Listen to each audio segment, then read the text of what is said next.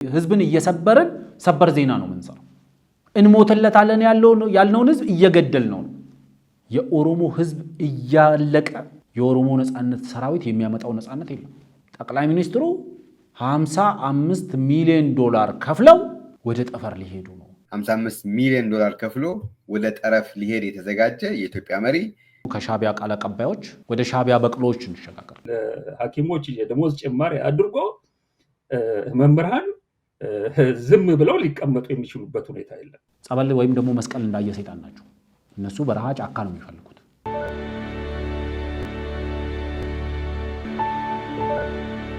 ሰላም ጤና ይስጥልን ውድ ተመልካቾቻችን፣ ይህ ብሪጅ ሚዲያ ነው። በዛሬው የዕለተ አርብ የብሪጅ ሚዲያ ዳሰሳ ፕሮግራማችን አሁን ጀመረ። በዛሬው ፕሮግራማችን የተለያዩ ጉዳዮችን ይዘናል። የተለያዩ መረጃዎችን እናጋራችኋለን። በተለያዩ ጉዳዮች ላይ መረጃ እንለዋወጣለን፣ ሐሳብ እናጋራለን። በተወሰነ ደረጃም ደግሞ አፍታተን የምንመለከታቸው ወይ ደግሞ መስተካከል አለባቸው የምንላቸውን ሐሳቦችም ላይ ሐሳብ እንዘነዝራለን። በዛሬው ቆይታችን የምናነሳቸው ጉዳዮች የፌዴራል ፖሊስ ያጋራው መረጃ አለ ወይም ደግሞ የሰጠው መግለጫ አለ። ይህ መግለጫን በቀጥታ በተወሰነ እናነብና ከዛ በኋላ ደግሞ በዚህ መግለጫ ውስጥ ከግምት ሊገቡ የሚገባቸው ወይም ደግሞ የፌዴራል ፖሊስ ጥንቃቄ ሊያደርግባቸው ይገባል ብለን የምናስባቸውንም ነገሮች እናጋራለን። ሌላኛው ደግሞ የአሜሪካ ኤምባሲ ያወጣው መግለጫ አለ። በዚህ መግለጫም ላይ የተወሰነ የምንለው ነገር ይኖራል። ሌላኛው የአንድ መሰረተ ቢስ የሆነ መረጃ በህብረተሰብ ውስጥ እየተዘዋወረ ይገኛል። የጠቅላይ ሚኒስትሩን የጠፈር ጉዞ የሚመለከት መረጃ ነው። ይህ መረጃ ሲመጣ ገና በጥርጣሬ በጥንቃቄ መመልከት ስለሚኖርብን ምንም አይነት ሐሳብ ሳንሰጥበት ቆይተናል። አሁን መረጃውን ምንጩ ያልታወቀ መረጃ ነው። ምንጩ ያልታወቀ መረጃ ሆኖ ሳለ ደግሞ አሁን ሌላ ትንታኔ እየተሰራበት ስለሆነ ይህንን መረጃ በተወሰነ ደረጃ መከርከም ያስፈልጋል ብለን ስላሰብን ተጨባጭ ሆኖ የሚታይ ወይም ደግሞ ክሬዲብል ሆኖ እስኪመጣ ድረስ በዚህ ደረጃ ትንታኔ ተሰርቶበት በህብረተሰብ ውስጥ የሚፈጥራቸው ብዥታዎች ስላሉ እነዚህም ብዥታዎች ማጥራት ስለሚያስፈልግ ብለን እሱንም በተወሰነ ደረጃ እንነካለን። አቶ አንዳርጋቸው ጽጌ ደግሞ በሰሞኑ ያጋሩት አንድ ጽሁፍ ነበረ። ከዛ ጽሁፍ በመቀጠል ደግሞ በኢኤምኤስ ሚዲያ ላይ ቀርበው ደግሞ ያንን ጽሁፍና መሰረት አድርገው ከሚዲያው ጋር ቆይታ አድርጓል። በዛ ቆይታቸው ያነሷቸው ጥያቄዎች አሉ፣ ያነሷቸው ሀሳቦች አሉ። እነዚህ ሀሳቦች ምንድናቸው? እውነትነታቸውንም በመረጃ እያስደገፈን ለመሞገት እንሞክራለን። እነዚህን እንግዲህ ፕሮግራሞች ዛሬ በፕሮግራማችን የምንመለከታቸው እነዚህን ነው። ስለዚህ በቆይታችሁ ብዙ እንደምታተርፉ ብዙ ግንዛቤ እንደምትጨብጡ ተስፋ እናደርጋለን። አብራችሁ እንድትቆዩም ከወዲሁ ጋብዛለሁ።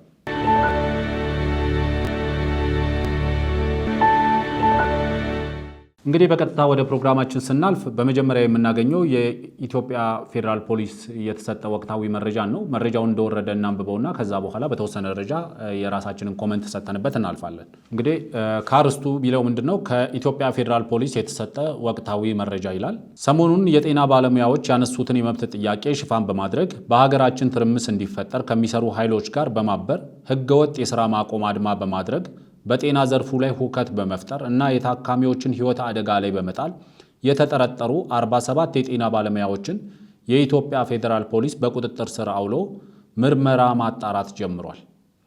እነዚህን ተጠርጣሪዎች የጤና ባለሙያዎች ያነሱትን የደሞዝና የጥቅማ ጥቅም ጥያቄ እንደ ሽፋን በመጠቀም ህገወጥ የሥራ ማቆም አድማ በማድረግ ሌሎች ሥራ እንዲያቆሙ ለአድማ በማነሳሳት የታካሚዎችን ህይወት ለሞትና ለአደጋ እንዲጋለጥ በማድረግ ሁከትና ብጥብጥ በመፍጠር የተጠረጠሩ ናቸው። ተጠርጣሪዎቹ በተለያዩ የጤና ተቋማት የአድማ መረቦችን በመዘርጋት የጤና ባለሙያ ያልሆኑ አካላትን ነጭ ገዋን በማልበስ የሆስፒታል ቅጥር ግቢ ውስጥ ገብተው ሁከት እንዲፈጥሩ በማድረግ ያልተገባ ወሬ በመንዛት እና በተለያየ መንገድ ሰላማዊ የሕክምና ሂደትን በማደናቀፍ የህሙማንን የጤና እርዳታ የሚያስፈልጋቸውን ሰዎች ህይወት አደጋ ላይ እንዲወድቅ በማድረግ በመንግስት የሕክምና አገልግሎትና ትምህርት በሚሰጥባቸው ተቋማት ውስጥ ሰላማዊ የመማር ማስተማር ሂደት እንዲስተጓጎል አድርጓል።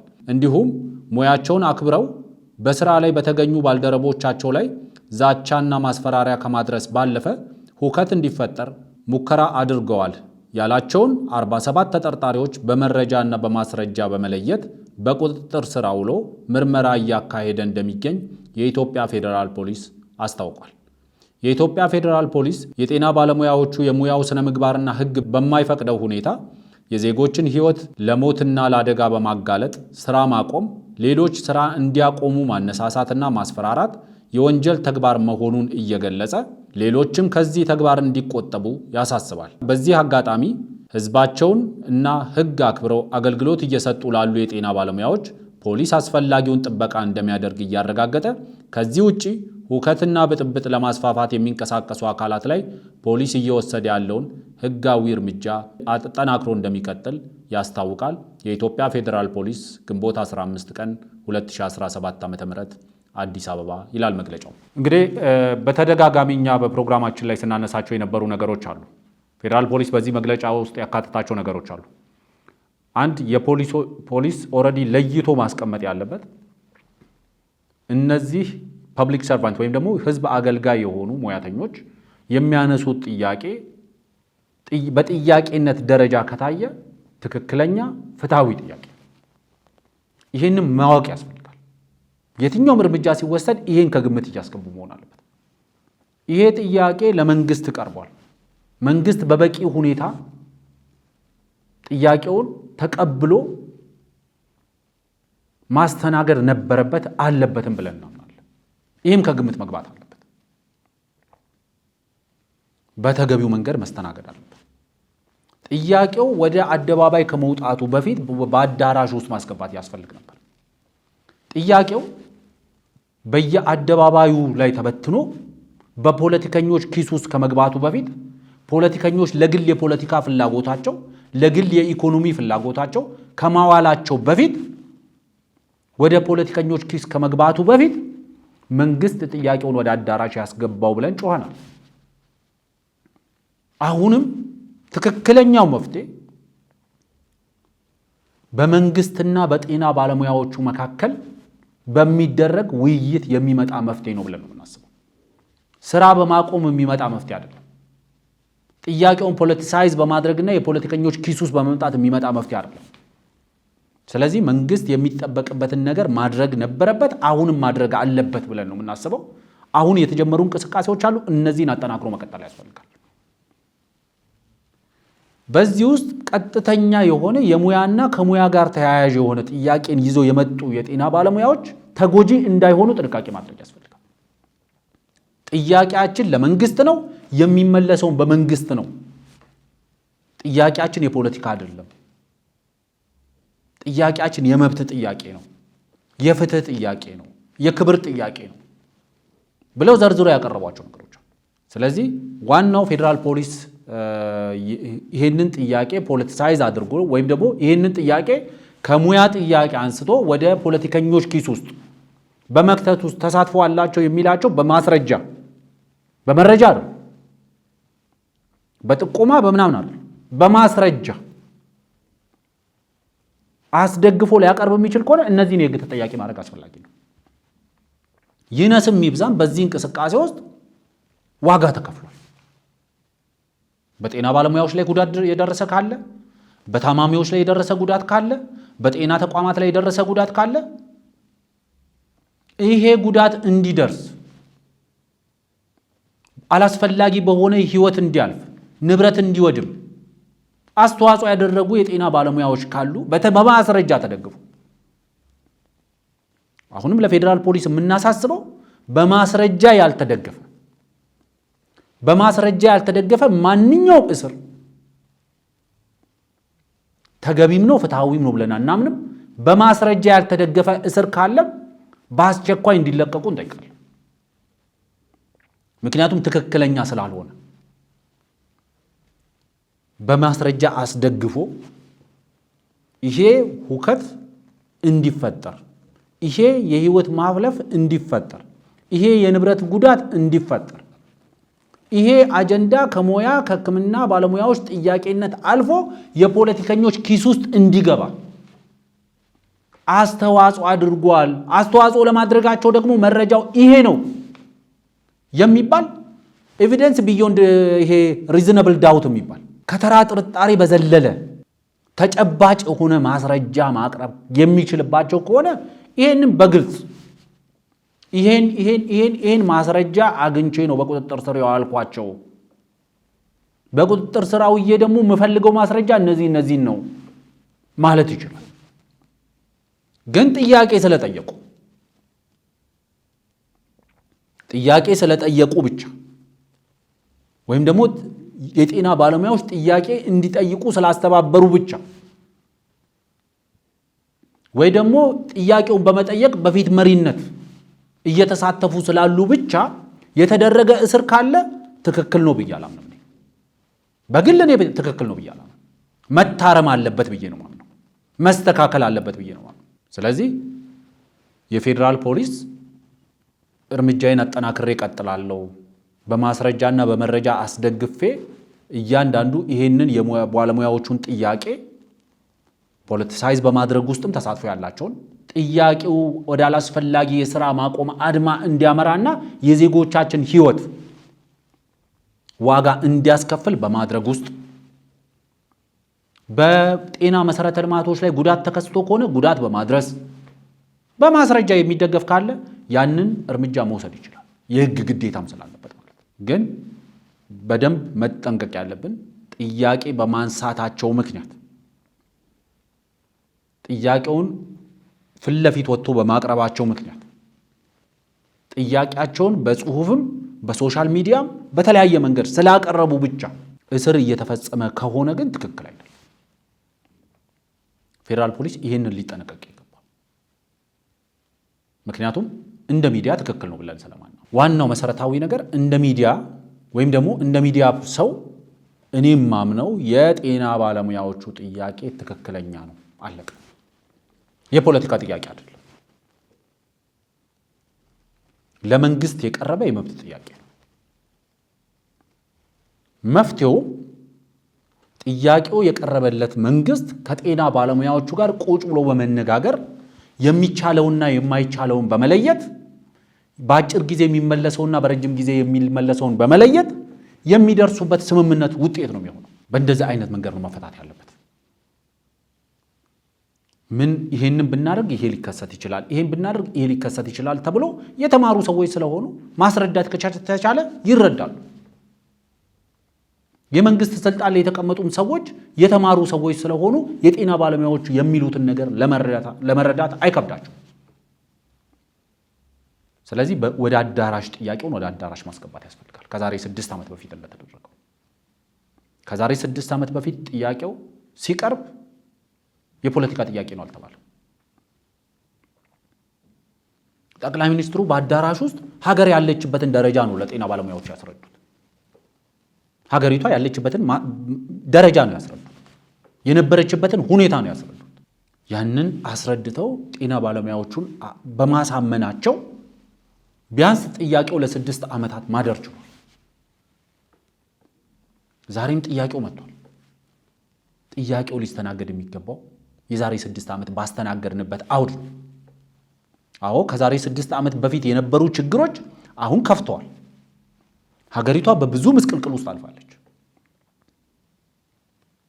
ከኮሮና እስከ ጦርነት ድረስ በብዙ ምስቅልቅሎች ውስጥ የፖለቲካ፣ የኢኮኖሚ፣ የማህበራዊ ምስቅልቅሎች ውስጥ አልፈናል። እነዚህ ምስቅልቅሎች በኢኮኖሚያችን ላይ ይህንን ተጽዕኖ ፈጥረዋል። በማህበራዊ ኑሯችን ላይ ይህን ተጽዕኖ ፈጥረዋል። በፖለቲካችን ላይ ይህን ተጽዕኖ ፈጥረዋል። ስለዚህ እነዚህ ተጽዕኖች እናንተ የጠየቃችኋቸውን ጥያቄዎች እናንተ በጠየቃችሁት ልክ እናንተ በጠየቃችሁት ፍጥነት ለመመለስ ተቸግረናል። በዚህ መንገድ መመለስ እንችላለን። ይሄ የዚህን ያህል ታይም ኮንሱም ያደርጋል፣ ጊዜ ኮንሱም ያደርጋል፣ ይህን ያህል ሪሶርስ ኮንሱም ያደርጋል ብሎ በመነጋገር ችግሩን መፍታት ይቻላል። በተደጋጋሚ ጊዜ እንደ ሚዲያ ስንመክር እንደነበረው መንግስት ቢያንስ ይህንን ችግር ብቻ ሳይሆን መፍታት ያለበት አንድ ጥያቄ ሲቀርብ ጥያቄውን ከፍ አድርጎ መፍታት ያስፈልጋል። ይሄ ጥያቄ የጤና ባለሙያዎች ጥያቄ ብቻ አይደለም። የተለያዩ የፐብሊክ ሰርቫንት ጥያቄ ነው። በፕራይቬት ሴክተር ላይ ያለ ጥያቄ ነው። በተለያየ ዘርፍ ላይ ያለ ጥያቄ ነው ጥያቄው። ስለዚህ ጥያቄውን ትንሽ ሰፋ አድርጎ ማየት ያስፈልጋል። የጤና ባለሙያዎች ጥያቄ ብቻ ስለሆነ የጤና ባለሙያዎቹ ብቻ ስለሆኑ አሁን ኦልሬዲ ከመንግስት ጋር እጅ ጠምዛዛ ውስጥ የገቡት ግብግብ ውስጥ የገቡት የጤና ባለሙያዎች ስለሆኑ የጤና ባለሙያዎቹ ጥያቄን እንመልስ ተብሎ መመለስ የለበትም። ይህንም በተደጋጋሚ ጊዜ አስጠንቅቀናል። በተለይ ከደሞዝ ጭማሪ ጋር ተያይዞ የተነሱ ጥያቄዎች በጥንቃቄ መታየት አለባቸው። ኮንሲኩዌንሳቸው ከግምት መግባት አለበት። ነጥሎ መመለስ አይቻልም። አንዳንድ ሚዲያ ላይ አንዳንድ ጽሁፎችን የሚጽፉ ሰዎችንም ስናይ ዛሬም በተወሰነ ደረጃ የምናነሳቸውን አቶ አንዳርጋቸው በጽሁፍ ያነሱትንም በሚዲያም ላይ ቀርቦ የተናገሩትንም ስንመለከት ነጥሎ የመመለስ አዝማሚያን ፕሮሞት ሲያደርጉ አይቻልም። ዶክተሮቹ ጥቂት ናቸው። መንግስት የተለያዩ ፕሮጀክቶችን በተወሰነ ደረጃ ማጠፍ ቢችል፣ አላስፈላጊ ክፍያዎችን መቀነስ ቢችል ዶክተሮቹን ጥያቄ ሊመልስ ይችላል የሚል ነገር አንስተዋል። የዶክተሮቹ ጥያቄ ሊመለስ የሚገባው ኢንጀነራል በፐብሊክ ሰርቫንት ውስጥ በሚደረግ ማሻሻያ ነው። በህዝባዊ አገልጋዩ ማህበረሰብ ውስጥ በሚደረግ ማሻሻያ ነው ሊመለስ የሚገባው። ከደሞዝ ጋር የተያያዘ ጥያቄ። ሌሎች ከደሞዝ ጋር ያልተያያዙ ደግሞ የተለያዩ ጥቅማጥቅሞች አሉ። የተለያዩ የፕሪቪሌጅ ጥያቄዎች፣ የአሎዋንስ ጥያቄዎች፣ የተለያዩ ከዲዩቲ ጋር ተያይዙ ያሉ ክፍያዎች፣ እነዚህ ግን በአጭር ጊዜ በመካከለኛ ጊዜ መመለስ የሚችሉ ነገሮች ናቸው። መንግስት እነዚህን ለመመለስ ሜይ ቢ አይ ዶንት ቲንክ ፕሮጀክቶችን ማጠፍ አይ ዶንት ቲንክ ብዙ ነገሮች ውስጥ መግባት የሚጠበቅበትም አይመስልም። ለጤና ባለሙያዎቹ ግን ማስረዳት የሚያስፈልገው፣ ለመምህራኖችም ማስረዳት የሚያስፈልገው፣ ለጤና ባለሙያዎችም ማስረዳት የሚያስፈልገው፣ ለሌሎች ፐብሊክ ሰርቫንቶች፣ ለዳኞች፣ በፍትህ ስርዓት ውስጥ ላሉ፣ ለጸጥታ ዘርፍ ላይ ላሉ፣ ለሁሉም ባለሙያዎች መንግስት ማስረዳት የሚኖርበት የደሞዝ ጭማሪ አሁን ባደርግ ገንዘብ ፕሪንት አድርጎ ወይም ደግሞ ፕሮጀክት አጥፎ ከዛ ፕሮጀክት የሚገኝን ገንዘብ ወደ ኢኮኖሚ ውስጥ ማምጣት፣ እናንተ ኪስ ውስጥ ማስገባት እንደዚህ አይነት ኮንሲኩዌንስ ሊኖረው ይችላል። ይሄ ኮንሲኩዌንስ ደግሞ ይጎዳችኋል። እኔ በጠራራ ፀሐይ ኪሳችሁ ውስጥ ያስገባሁትን ገንዘብ ሙሉ ለሙሉ ቁጥጥር የማናደርግበት ገበያ በአንድ ሌሊት ቀምቷችሁ ሊያድር ይችላል። እኔ ደሞዛችሁን እጥፍ ባደርገው ቤት አከራዩ እጥፍ ያደርጓል፣ ሽንኩርት ነጋዴው እጥፍ ያደርጓል፣ ጨው ነጋዴው እጥፍ ያደርጋል፣ ዘይት ነጋዴው እጥፍ ያደርጋል። ስለዚህ መጀመሪያ ቢያንስ አሁን ያላችሁበትን ሁኔታ አስቸጋሪ ያደረጉ የሥራ አካባቢዎችን በተወሰነ ደረጃ እናስተካክል። የዘገዩ ክፍያዎች ከዲዩቲ ጋር ተያይዞ የዘገዩ ክፍያዎች ካሉ እነሱን እናስተካክል። አንዳንድ አሎዋንስና ፕሪቪሌጆችን በተወሰነ ደረጃ እሱን እናስተካክል። የደሞዝ ጥያቄን ግን ጀነራሊ ገበያውን እንቆጣጠር። ገበያ ውስጥ በቂ ሸቀጥ መኖሩን እናረጋግጥ። ያንን የምንጨምረውን ገንዘብ አብዞርብ ማድረግ የሚችል ሸቀጥ መኖሩን እናረጋግጥ። ደን የደሞዝ ጭማሪው በየሙያ ዘርፋችሁ ላይ ተመጣጣኝ በሆነ ደረጃ መጨመር ይቻላል። ይሄ ነገር ላይ መምጣት የሚቻለው ይህ ጥያቄ ወደ አዳራሽ ሲገባ ነው። መንግስት ወደ አዳራሽ ያስገባ። የጤና ባለሙያዎቹ በቁጥር ትንሽ መሆናቸው አዳራሹ እንዲችላቸው ያደርገዋል። ዛሬ ሀገሪቷ ውስጥ ሰፋፊ አዳራሾች አሉ፣ በ10 ሺዎች ሰዎችን ማስተናገድ የሚችሉ። ለዚህ አገልግሎት ካልዋሉ ለምን ሊውሉ? የጤና ባለሙያውን ከያለበት በውክልና በማንኛውም መንገድ ብቻ መጥቶ መሀል ሀገር ላይ ከጠቅላይ ሚኒስትሩም ከጤና ሚኒስትሮችም ከጤና ባለሙያዎችም ከማህበራት አመራሮችም ጋር በአንድ አዳራሽ ይምከር። መንግስት ያለበትን ችግር ያስረዳ።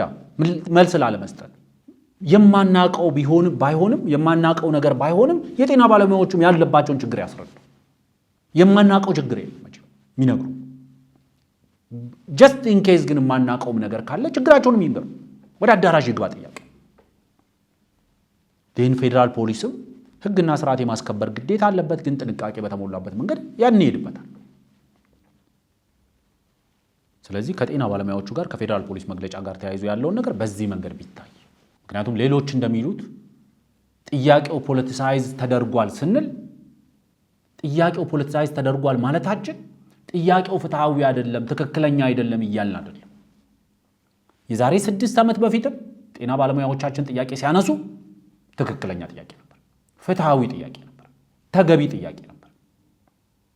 ከ6 ዓመት በኋላም ዛሬ ሲያነሱትም ጥያቄው ትክክለኛ ነው፣ ፍትሃዊ ነው። አንዳንዴ ኃላፊነት ወደ ራሳችንን መሳብ ያስፈልጋል። የመንግስት የሥራ ኃላፊዎች ኃላፊነትን ወደ ራሳቸው ይሳቡ፣ ተጠያቂነትን ወደ ራሳቸው ይሳቡ። ፖለቲከኞች የትኛውን ክፍተት ነው የተጠቀሙበትና የገቡት? ክፍተት ፈጥረው ነው የገቡት ወይስ እኛ በከፈትንላቸው ስንጥቃት ውስጥ ነው የገቡት? እኛ በፈጠርነው ክፍተት ውስጥ ነው የገቡት ብሎ ራሳቸውን ይጠይቁ። አንዳንዴ ራስንም መጠየቅ ተገቢ ነው። መንግስት ጥያቄውን ወደ ጤና ባለሙያዎቹ መቅረብና መነጋገር ሲገባው ወደ ኋላ በማፈግፈጉ በተፈጠረ ክፍተት ነው ፖለቲከኞች የገቡት። ይሄ ደግሞ ስራቸው ነው። ኃላፊነት የሚሰማው ፖለቲከኛ ስራ ነው ወይ ሌላ ጥያቄ ነው። ግን በእኛ ሀገር የፖለቲካል ሌቭል የኛ ሀገር ፖለቲከኞች በመንግስትና በህዝብ መካከል ያለ ስንጥቃት ካገኙ ከቻሉ አቅሙ ካላቸው ስንጥቃቱን ይፈጥራሉ። ካልቻሉ ደግሞ የተፈጠረ ስንጥቃትን ተጠቅመው የማስፋት ስራ ይሰራሉ። ጥያቄዎች እንዳይመለሱ የማወሳሰብ ስራ ይሰራሉ። ዳስ እኮ ያ መደበኛ ስራቸው ነው። መደበኛ ስራቸው ነው ማለት ትክክለኛ ስራቸው ነው ማለት ግን አይደለም። ስለዚህ የጤና ባለሙያዎቹን ወደዚህ ደረጃ ጥያቄው ፖለቲሳይዝ እንዲሆን ትክክለኛ ጥያቄ፣ ፍትሃዊ የሆነ ጥያቄ፣ የመብት ጥያቄ የምንለው ነገር ከጤና ባለሙያዎቹ እጅ ላይ በተወሰነ ደረጃ ተስቦ ወደ ፖለቲከኞቹ እጅና ወደ ፖለቲከኞቹ ኪስ እንዲገባ ያደረገው መንግስት ጥያቄው ሳይመልስ በማቆየቱ ነው። ጥያቄውን ተቀብያለሁ ማለት በተወሰነ ደረጃ ይፈታው ነበር ይህን ችግር። የዛሬ ወር የዛሬ 2 ወር ጥያቄው ሲቀርብ መንግስት በኮሚኒኬሽን መስሪያ ቤቱ በኩል ቀርቦ ጥያቄውን ተቀብለናል፣ መልስ የሚሆን ለሁላችንም የሚያስማማ የሚያግባባ ምላሽ ይዘን ለማምጣት እንሞክራለን፣ በትዕግስት ጠብቁ ማለት ብዙ ነገሮችን ይፈታ ነበር። ጣትን ወደ ፖለቲከኞቹ ከመቆም በፊት ፖለቲከኞቹ ካፒታላይዝ ያደረጉት ጋፔቱ ጋር ነው የተፈጠረው። ማን ነው የፈጠረው ተብሎ ከተጠየቀ መንግስት ራሱ ነው የፈጠረው ለኔ። ስለዚህ ቆም ብሎ ችግሩ መፍታት ይቻላል። ለኔ የጤና ባለሙያዎቹ ያቀረቡት ጥያቄ የማይፈታ ጥያቄ አይደለም፣ የሚፈታ ጥያቄ ነው። ኢትስ a matter of timing ነው፣ የጊዜ ጉዳይ ነው። መፈታቱ አይቀርም። ብዙ እጆች፣ ብዙ ፍላጎቶች፣ ብዙ ኢንተረስቶች በገቡበት ቁጥር ግን እየተወሳሰበ የሚሄድ ይሆናል። የተወሳሰበና የተተበተበ ነገርን ደግሞ ለመፍታት ውስጥ መበጠስ ሊመጣ ይችላል። እዛ መበጠስ ውስጥ እንዳንገባ የበለጠ ችግሩ እንዳይወሳሰብ ጥያቄውን ከነ ባለሙያው ወደ አዳራሽ ከተቷል። ከህዝብም ላይ አላስፈላጊ እንግልት፣ ፖሊስንም አላስፈላጊ ጫና ውስጥ መክተት አስፈላጊ አይደለም። ፖሊስንም አላስፈላጊ ጫና ውስጥ መክተት አስፈላጊ አይደለም። መንግስት ሪስፖንሲብሊ ሪስፖንድ ያድርግ። ጉዳዩ የሚመለከታቸው አካላት ጉዳዩ ከሚመለከታቸው የጤና ባለሙያዎች ጋር ቁጭ ብሎ ይምከሩ። ጥያቄውን ወደ አዳራሽ አስገቡት። አንዳንዶች ያዞን ባያነቡ የአስመሳይነታቸውን ለመሸፈን እየሞከሩ ችግሩ በጣም ቀላል ነው፣ መልሱም በጣም ቀላል ነው ብሎ ለማቅረብ ሲሞክሩ አንዳንዴ ለማያቅሽ ታጠኝም ማለት ጥሩ ነው። ወይ ነው ደም ለኔ በዚህ ውስጥ የሚነግረኝ ነገር ችግሩን በዚህ ደረጃ ማቃለላቸውን ሳይ መፍትሄውንም በዚህ ደረጃ ቀላል አድርገው ሲያቀርቡት ሳይ የሚነግረኝ they give up መንግስት የመሆን አቅም እንደሌላቸው ተረድተዋል። መንግስት ሊሆኑ እንደማይችሉ አውቀዋል። ምክንያቱም ነገ እዛ ወንበር ላይ እንደሚቀመጥ የሚያስብ ሰው እንደዚህ አይነት በጣም ሬክለስ የሆነ ኢዚ ኤንድ ሌዚ የሆነ መፍትሄ ይዞ አይመጣም። ስለዚህ የጤና ባለሙያዎቹና የፌዴራል ፖሊስ መግለጫ በዚህ ልዝጋና ወደ ቀጣዩ አጀንዳ ልሂድ። ወደ ሁለተኛው አጀንዳችን ደግሞ ስናልፍ በአዲስ አበባ ከተማ የሚገኘው የአሜሪካ ኤምባሲ ያወጣው መግለጫ እንመለከታለን። በዚህ መግለጫ ውስጥ እንግዲህ የተለያዩ ነገሮችን አንስቷል። የሰላም ጥሪዎችን አስተላልፏል። ለመንግስት የሚያስተላልፈው ጥሪ አለ። ሰሞኑን ስንወያይበት እንደነበረው አምባሳደር መሲንጋ ወደ ሰሜኑ የኢትዮጵያ ክፍል በማምራት በትግራይ ያለውን ሁኔታ ጎብኝተው ከተመለሱ ኦልሞስት 2ኛ ቀናቸው ይመስለኛል ዛሬ። ስለዚህ እዛ አካባቢ ላይ ሆኖ ለትግራይ የተለያዩ ሚዲያዎች በሰጡት ቃለ መጠይቅ ሲናገሩት የነበረ አንድ ነገር ነበር። እንግዲህ አምባሳደሩ በመግለጫቸው ውስጥ ያነሷቸው ነገሮች ሁለት ነገሮች ናቸው። አንደኛው ችግሩ ያለበትን ደረጃ በተወሰነ ደረጃ የዳሰሰ የመግለጫው አካል አለ። ከዛ በኋላ ደግሞ መፍትሄ የሚሉትንም አስቀምጠዋል። ስለዚህ 2 ነጥቦች ናቸው። አንደኛው ነጥብ ምንድነው? ቅድሚያ ለህዝቡ መስጠት ያስፈልጋል ይላሉ። ኢትዮጵያ ውስጥ እየተካሄዱ ያሉ ግጭቶች ዓመታትን እያስቆጠሩ ነው። እነዚህ ግጭቶች ደግሞ በህዝብ ላይ ከፍተኛ ጉዳት እያደረሱ ነው። ስለዚህ ለህዝብ ቅድሚያ መስጠት ያስፈልጋል። ምን በማድረግ ላስቲንግ ሶሉሽን በመተግበር ዘላቂ መፍትሄ ተግባራዊ በማድረግ ህዝብን ተጠቃሚ ማድረግ ያስፈልጋል። እነዚህ መፍትሄዎች ደግሞ የተፈናቀሉ ዜጎች ወደ ቀያቸው መመለስ አለባቸው። ህፃናቶች ወደ ትምህርታቸው መመለስ አለባቸው። የጤና አገልግሎቶች መቀጠል አለባቸው። በሀገሪቷ ውስጥ ያሉ ህገወጥነት እና በሀገሪቷ ውስጥ ያሉ ስርዓት አልበኝነቶችና ችግሮችን በመሳሪያ የመፍታት ወይም ደግሞ ስርዓት አልበኝነትን እንደ አርምድ ስትራግል አካል አድርጎ የመጠቀም እንቅስቃሴዎች መቆም አለባቸው የሚል ነገር ነው የሚያነሱት። ስለዚህ በተደጋጋሚ ጊዜ ብለናል። በሀገራችን ውስጥ እየተካሄዱ ያሉ የትጥቅ ትግሎች በዜጎች ላይ እያደረሱ ያለው እንግልት፣ በዜጎች ላይ እያደረሱ ያለው መፈናቀል፣ ህፃናት ተማሪዎችን ከትምህርት ቤቶች የማቀብ ከትምህርት ገበታቸው የማስተጓጎል፣ የጤና አገልግሎቶችን የማቋረጥ እነዚህ ሁሉ ችግሮች ህብረተሰባችንን እየጎዱ ናቸው፣ እየጎዱ ነው ህብረተሰባችንን። ስለዚህ ምንድን ነው መፍትሄው? ምክንያቱም ትምህርትን ማስተጓጎልን እንደ ድል የሚቆጥር መንግስታዊ አገልግሎቶችን ማቋረጥን እንደ ድል የሚቆጥር ስርዓት አልበኝነትን እንደ ትግል ስልት የሚጠቀም ታጣቂ ኃይሎች ባሉበት አካባቢ ላይ እንደነዚህ አይነት ችግሮች ይከሰታሉ። ስለዚህ ችግሮቹ የሚፈቱት በተደጋጋሚ ጊዜ ሳነሳው እንደነበረው ቅድሚያ ለዜጎች መሰጠት አለበት። በሁሉም አካባቢ በኦሮሚያ፣ በአማራ፣ በትግራይ፣ በሁሉም አካባቢ በኢትዮጵያ ክፍል ውስጥ የሚካሄዱ የትጥቅ ትግሎች ሲነሱ ለህዝብ ሞት አለን ተብሎ ይገባና ከዛ በኋላ ማለቂያው ግን ህዝቡ ነው እያለቀ የሚሄደው። ህዝብን እየሰበርን ሰበር ዜና ነው የምንሰራው። ህዝብን እየገደልን ነው።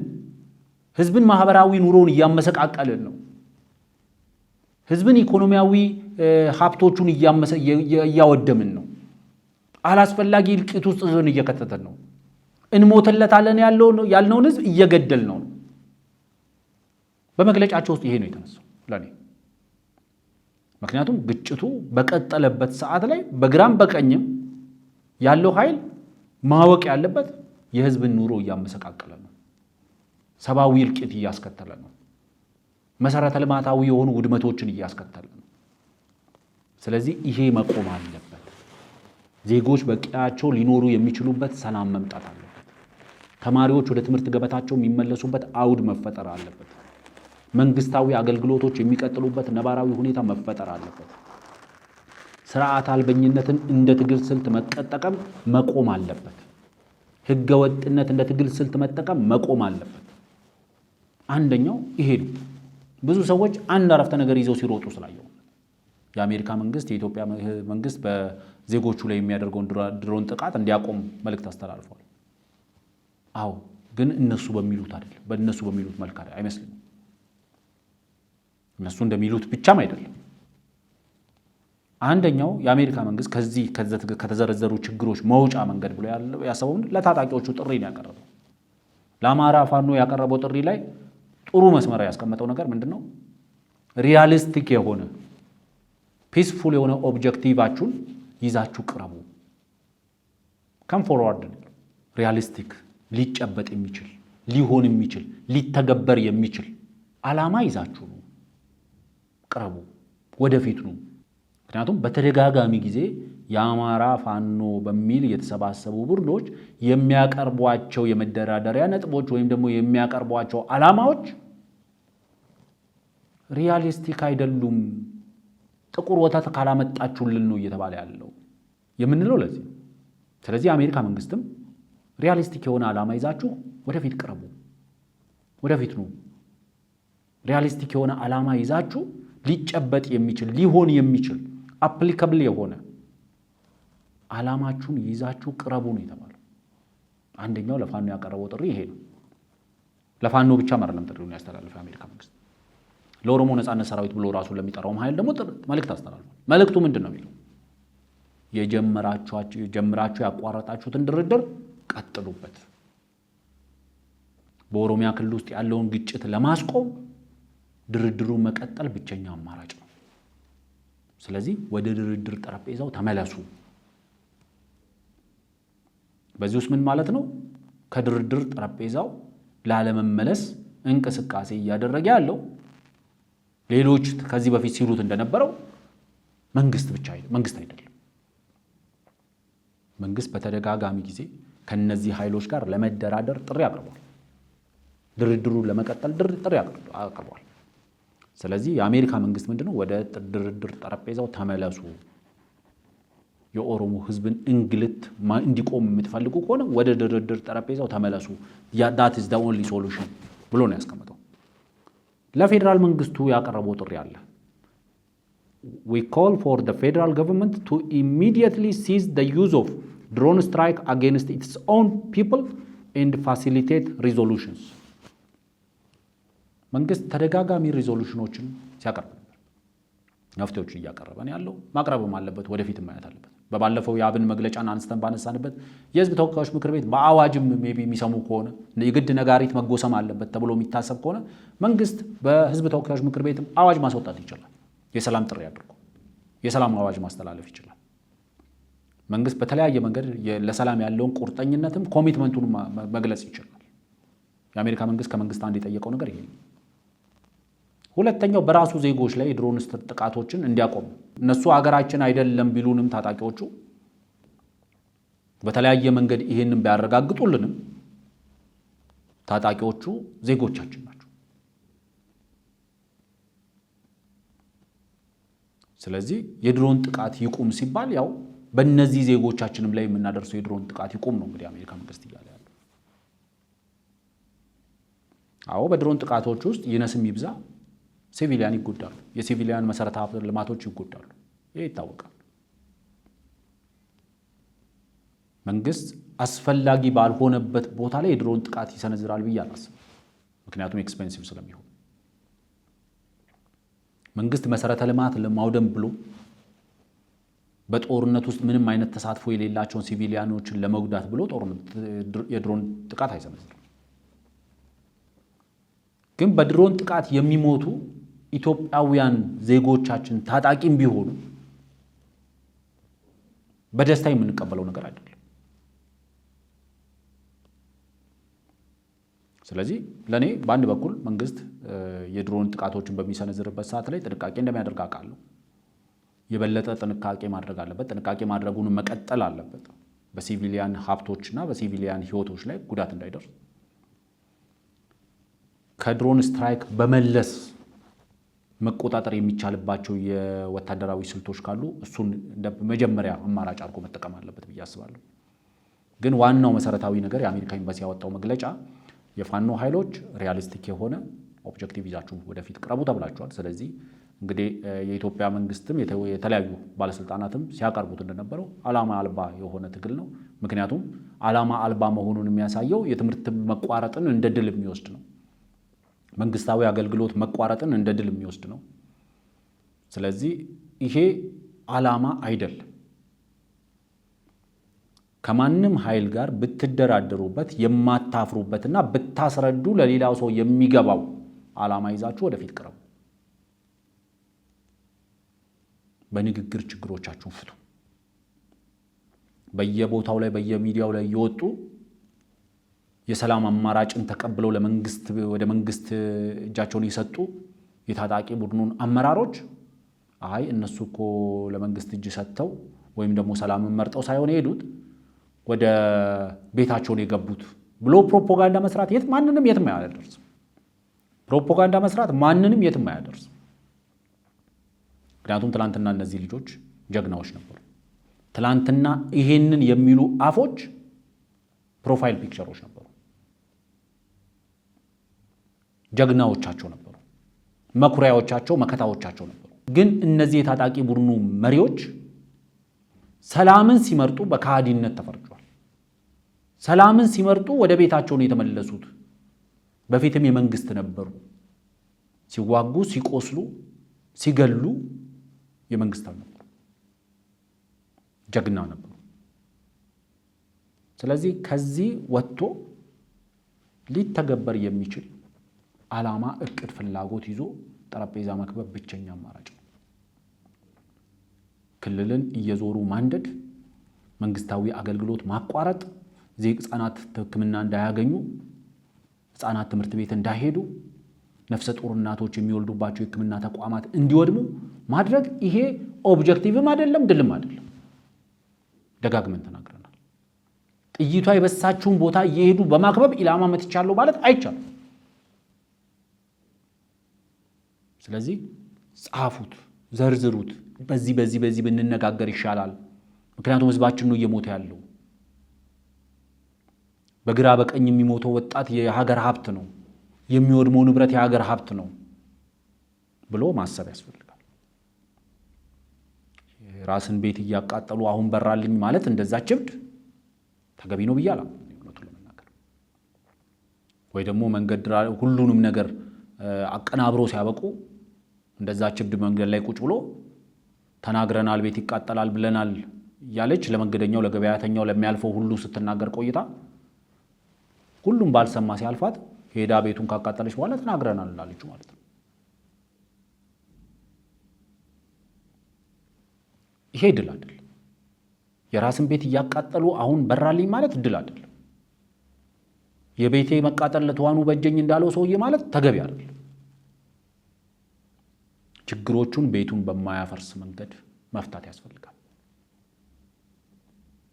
የጨለማ ችግርም ካለ የተባይ ችግርም ካለ ቤቱን ሳያፈርሱ መፍትሄ ማበጀት ያስፈልጋል። ቤቱን እያፈረሱ የቤቱ ባለቤት የሆነውን ህዝብ እያወደሙ እያደህዩ እያደደቡ እያደነቆሩ በእነሱ የጭንቅላት ደረጃ ልክ ለመከርከም የሚደረገው እንቅስቃሴ መፍትሄ አይሆንም። መፍትሄ የሚሆነው ትክክለኛ የሚሆነው መፍትሄ ዓላማና እቅድን በወረቀት ላይ አስፍሮ ሊተገበሩ የሚችሉ ፍላጎቶችን መሬት ወረቀት ላይ አስፍሮ ለድርድር ወንበር ስቦ ጠረጴዛ ከቦ መቀመጥ ነው። እታች ወርዳችሁ የኢትዮጵያ ፌደራል መንግስቱ የተላለፈውን ጥሪ ይዛችሁ ከመሮጥ ከላይ የተቀመጠውን የሚመለከታችሁን ውሰዱ። ፌደራል መንግስቱን ከዚህ ውስጥ የሚመለከተውን ይውሰድ። የሚመለከተውን ይውሰድ ፌደራል መንግስቱ። ኦላም ስሙ የተጠቀሰበትን ይውሰድ። ሁሉም ስሙ የተጠቀሰበትን ከወሰደ መፍትሄ ላይ መጥራት ይችላል። ምክንያቱም አምባሳደሩ በትግራይ ክልል በነበራቸው ቆይታ እንዳሉት ነው። ፖለቲክስ ሰከንደሪ የሆነ ነገር ነው። ሁለተኛ ነገር ነው። ሰከንደሪም ተርሸሪም ሊሆን ይችላል። ፖለቲካው ቅድሚያ የሚሰጠው ለህዝቡ ነው። የኦሮሞ ህዝብ እያለቀ የኦሮሞ ነጻነት ሰራዊት የሚያመጣው ነጻነት የለም።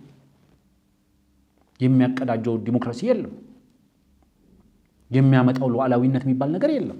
ምክንያቱም የወለቡማም የቢርመዱማም ጥያቄ የቢሊሱማም ጥያቄ ህዝብ ሲኖር ነው። ስለዚህ ቅድሚያ ለህዝብ መኖር የህዝብ ህልውና መረጋገጥ አለበት።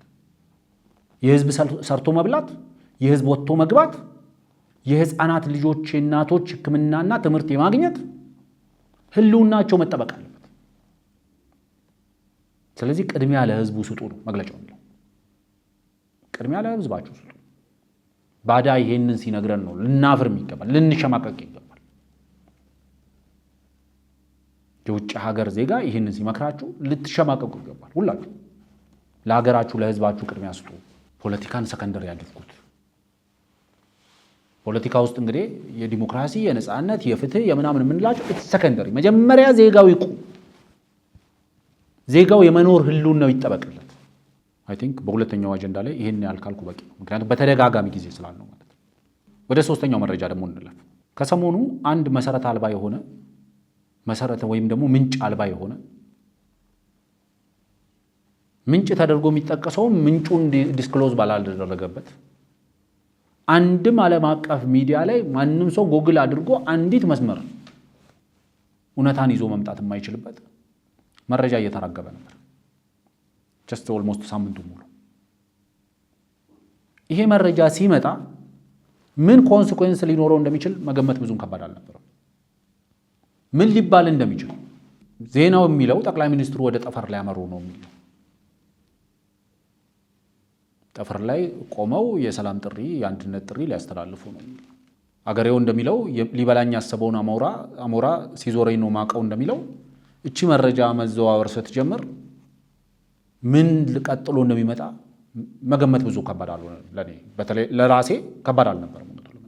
ምክንያቱም ዊኖዊት ምን መቼ እንደሚመጣ ፓተርኑን ማየት በቂ። እዚህ ጋር ማረጋገጥ የምንፈልገው ትክክለኛ መረጃም ነው ትክክለኛ መረጃም አይደለም የሚለው ውስጥ መግባት አልፈልግም። ምክንያቱም ይሄንን ኮንፊርም ያደረገ ምንም አካል ስለሌለ ማለት ነው። ግን እንደ ምንጭ እየተጠቀሙት ያለው ዜና መሰረት ሚዲያ ለምሳሌ ዜናውን ሲሰራው ምንጮቼ ነግረውኛል ነው የሚለው። ምንጮቹን ዲስክሎዝ አላደረገም። በሚዲያ ኦልሬዲ በጋዜጠኝነት ህግ ሜቢ ምንጮችን ዲስክሎዝ አለማድረግ መብት እንደሆነ ሳላቀርቻል። ግን ማንም ሰው የሚያደርገው ይሄንን ጥያቄ ይዞ ወደ በይነመረብ ላይ ነው የሚሄደው፣ ወደ ኢንተርኔቱ ነው የሚሄደው፣ ወደ ጉግል ነው የሚሄደው። ሁሉም የራሱን ብራውዘር ተጠቅሞ ይፈልጋል መረጃ። ምንም አይነት መረጃ የለም። እንደዚህ የሚል መረጃ ማግኘት የሚቻል አይመስልም። በሞከርኩት ልክ እኔ አላገኘሁም። እውነቱን ለመናገር ያላየሁት ካለ እርግጠኛ አይደለሁም። ሜቢ እኔ ያላየሁት ሌሎቻችሁ ያያችሁት ካለ አላውቅም። ግን ያቺ መረጃ ተያዘችና ቀድመን የገመትነው ነገር ሲሆን አገኘ። አሁን ዝርዝሩ መምጣት ጀምሯል። ዓላማው መምጣት ጀምሯል። ይሄ ዜና የተራገበበት ለጠቅላይ ሚኒስትሩ ቅን አስተሳሰብ የሌላቸው ሳይቀሩ ያችን ዜና ተቀባብለዋታል፣ አሯሩጠዋታል። ዴን ዓላማዋ እስቲ ቆይቺ ነገር እቺ ወፍ እስክታርፍ እንጠብቃት እስቲ የቱ ጋር እንደምታርፍ እናያለን ስንል በታሰበው ቦታ ላይ መታርፋለች። ያረፈችው የጤና ባለሙያዎቹ ጉዳይ ነው። የኢሳያስ አፎች የምንላቸው የኢሳያስ ቃል አቀባይ የምንላቸው በባለፈው ስለ ኢሳያስ ወይም ደግሞ ስለ ሻዕቢያ በቅሎዎች አውርተናል። ከመሸከም ውጪ መራባትም አይችሉ፣ ከተሸከሙት ውጪ ማሰብም አይችሉ፣ አስተዋጽኦ የሌላቸው የኢሳያስ አፎች ምን እንደሚሉ የኢሳያስ በቅሎዎች ምን እንደሚሉ ተናግረናል። አሁን የኢሳያስ ቃል አቀባይ የሆኑ ኤርትራዊ ሚዲያዎች እቺን መስመር እቺን ምንጭ መረጃ ይዘው ወፏን የሚፈልጉት ቦታ ላይ ያሳርፏት ነው። ምንድነው እያሉ ያሉት? በሚዲያው ላይ አንደኛው የተንሸራሸረው ነገር የጤና ባለሙያዎቹ የመብት ጥያቄ የደሞዝ ጭማሪ ጥያቄ ጠይቀው እያለ ጠቅላይ ሚኒስትሩ 55 ሚሊዮን ዶላር ከፍለው ወደ ጠፈር ሊሄዱ ነው የምትል ዜና ነች የተሰማችው። ለዛ ነው ቅድም ሊበላኝ ያሰበውን አሞራ ሲዞረኝ ነው ማቀው የሚባለው። ለዛ ያ አሞራ ሲዞር ቁጭ ብለን የቱ ጋር እንደሚያርፍ እየጠበቅን ነበር። አሁን መጥቶ የጤና ባለሙያዎቹ ጥያቄ ላይ ነው ያረፈው። 55 ሚሊዮን ዶላር አውጥቶ ጠቅላይ ሚኒስትሩ ጠፈር ሊጎበኝ ነው። ከጠፈር ላይ ሆኖ የሰላም ጥሪ ላይ ያስተላልፉ። መምህራን የሚበሉት አጥተዋል። ዶክተሮች የምንበላው አጣን፣ ተርበን አናክምን ብለው ሰላማዊ ሰልፍ ለማድረግ ለፋቀና እያሉ ባለበት ሰዓት ላይ የኢትዮጵያ ሕዝብም ደግፏቸው ይህን ነገር እየሰሩበት ባለበት ሰዓት ላይ አብይ አህመድ ደግሞ ሰላማዊ ሰልፍ ወደ ጠረፍ ለመሄድ የሰላምና ለአንድነት ለኢትዮጵያ ሕዝብና ለዓለም ሊሰብክ ሊናገር ሊጠራ አብይ አህመድ ይሄዳል ማለት ነው። የኢትዮጵያ ሚዲያ፣ የኢትዮጵያ ቴሌቪዥን፣ የኢትዮጵያ ሬዲዮ አልበቃ ብሎት ማለት ነው። ጠበበው በጣም እሱ ለኢትዮጵያ ሕዝብ ጠቦታል በጣም። ስለዚህ ከሰማይ በነጎድጓድ ድምፅ ከሰማይ ስለ ሰላምና ለአንድነት ይሰብክ ማለት ነው። ከዛ ላይ ሆኖ አሰብና ቀይ ባህር ነው ያል። ከዛ በኋላ ስለ ቀይ ባህር ይሰብከናል። አይ ማማ ኢትዮጵያ ጉድ ነው። በጣም በጣም ይገርማል። ደጋግመው ህዝቡ የሚበላው አጥቶ ህዝቡ ተቸግሮ ይልሰው ይቀምሰው አጥቶ ጠቅላይ ሚኒስትሩ 55 ሚሊዮን ዶላር አውጥተው ጠፈር ሊጎበኙ ነው። የዓለም የመጀመሪያው መሪ ሊሆኑ ነው። ለህዝቡ አዝነው አይደለም ይሄን የሚያወሩት። አንድ ሰው መረጃን ይዞ ወደ ሚዲያ ሲመጣ አትሊስት መረጃውን ቬሪፋይ ማድረግ ያስፈልጋል፣ ማረጋገጥ ያስፈልጋል እውነተኝነቱ። አሁን ፋክት ቼክ አደርጋለሁ የሚለው ሰው ነው ይሄን ዜና ይዞት የመጣው። ምንጩ አይታወቅም። ሜቢ ለሰብስክራይበሮቹ ሜቢ ምንጩን አስታውቆ ከሆነ አላውቅም፣ ሰብስክራይብ ላደረጉት ሰዎች። ግን ያችን የተንጠለጠለች ዜና ምንጯ ያልተጠቀሰን ዜና በዓለም አቀፍ ሚዲያ ላይ ሰርኩሌት እያደረገ ያልሆነን ዜና። ምክንያቱም አንድ የሀገር መሪ ከዓለም መሪዎች ለመጀመሪያ ጊዜ ወደ ጠፈር ሊሄድ ነው የሚልም መረጃ መሰረት ሚዲያ ብቻ ሊደርሱ አይችልም። መሰረት ሚዲያ ያችን ድርሰት ካልደረሳት በስተቀር ማለት ነው። ስለዚህ ለኔ አሁን ጥያቄዋ ላይ መታርፋለች። የጤና ባለሙያዎቹን የደሞዝ ጥያቄ መመለስ የማይችል መንግስት $55 ሚሊዮን ከፍሎ ጠፈር ሊጎበኝ ነው የሚል። ሌላኛው እንግዲህ እዚህ ጋር የሚነሳው አንድ ነገር ጠቅላይ ሚኒስትሩ ይሄንን አያደርጉትም ብለን አንጠብቅም ይላል የኤርትራ ሚዲያ። ሊያደርጉት ይችላሉ። ምክንያቱም አዲስ አበባ ውስጥ የተወሰነች ቦታ፣ አዲስ አበባ ሙሉ ከተማዋን አይደለችም። አያውቁም፣ መረጃ የላቸውም እነዚህ ሰዎች ሲያወሩ። በዚህ ንግግሩ ይሄ ጋዜጠኛ ነኝ የሚል ሰው አዲስ አበባ የተወሰነ ቦታ ዋና መንገዶች ላይ የተወሰኑ መብራቶችን አስቀምጦ ብዙ ሚሊዮን ብሮችን አውጥቶ የማብረቅረቅ ስራ እየሰራ ያለ መንግስት ይሄን አያደርግም ብዬ አላስብም። ኢትዮጵያ ውስጥ በአሁኑ ሰዓት አዲስ አበባ ያለ የሌለ መብራት አዲስ አበባ ትንሽ የተወሰነ ቦታ ላይ ነው። አክቹዋሊ አዲስ አበባ ሲባልም አዲስ አበባ በሙሉ ማድረግ የተደረገ ነገር የተወሰነ ዋናው ሜን ሮድ ላይ ብልጭልጭ ነገር ተሰርተዋል፣ ፎቆች ተሰርተዋል፣ ቀለም ተቀብተዋል ምናምን። ከነዛ ከፎቆቹ ጀርባ ስትሄድ ደግሞ የፈራረሰ ቤት ነው ያለው። ልትገባበትና ልትወጣበት የማይመች ቦታ እንደሆነ የታወቀ ነገር ነው ማለት ነው። እና አብይ የሆነ የሚታይ ነገር ይወዳል ማለት ነው። ስለዚህ $55 ሚሊዮን ከፍሎ ወደ ጠረፍ ሊሄድ የተዘጋጀ የኢትዮጵያ መሪ ይኸው በዜና ተርቶለት እንደዚህ እየተናገሩለት ነው ማለት ነው። ሰውዬ አዲስ አበባ ውስጥ የተወሰነ አይደለም፣ የኮሪደር ልማት በተወሰነ አካባቢ የተካሄደ አይደለም። ኤቭሪዌር ኢን አዲስ ኤቭሪዌር። አሁን ትልቁ ችግር እኮ ጎትተው በኤርትራ ደረጃ እንንከራከር አደረጉ ነው። የኢትዮጵያን የአንድ ከተማ ጂዲፒ ያላትን ሀገር ጋር አሁን እየተወዳደርን እንከራከር ነው ጎበዝ። ስራውን አስቸጋሪ የሚያደርገው አንዱ ይሄ ነው። የገጠመን አስቸጋሪ ሁኔታውን ይሄ ነው። እውነቱን ለመናገር እነሱም ትንሽነታቸውን አያምኑ፣ እኛም ትልቅነታችንን አናምንም። ወርደን ከነሱ ጋር እንከራከራለን። አንዳንዴ እነሱ እንኳን ቢያንስ ትልቅ ነን ብለው ከኛ ጋር ትከሻ መለካካትም ይሞክራሉ።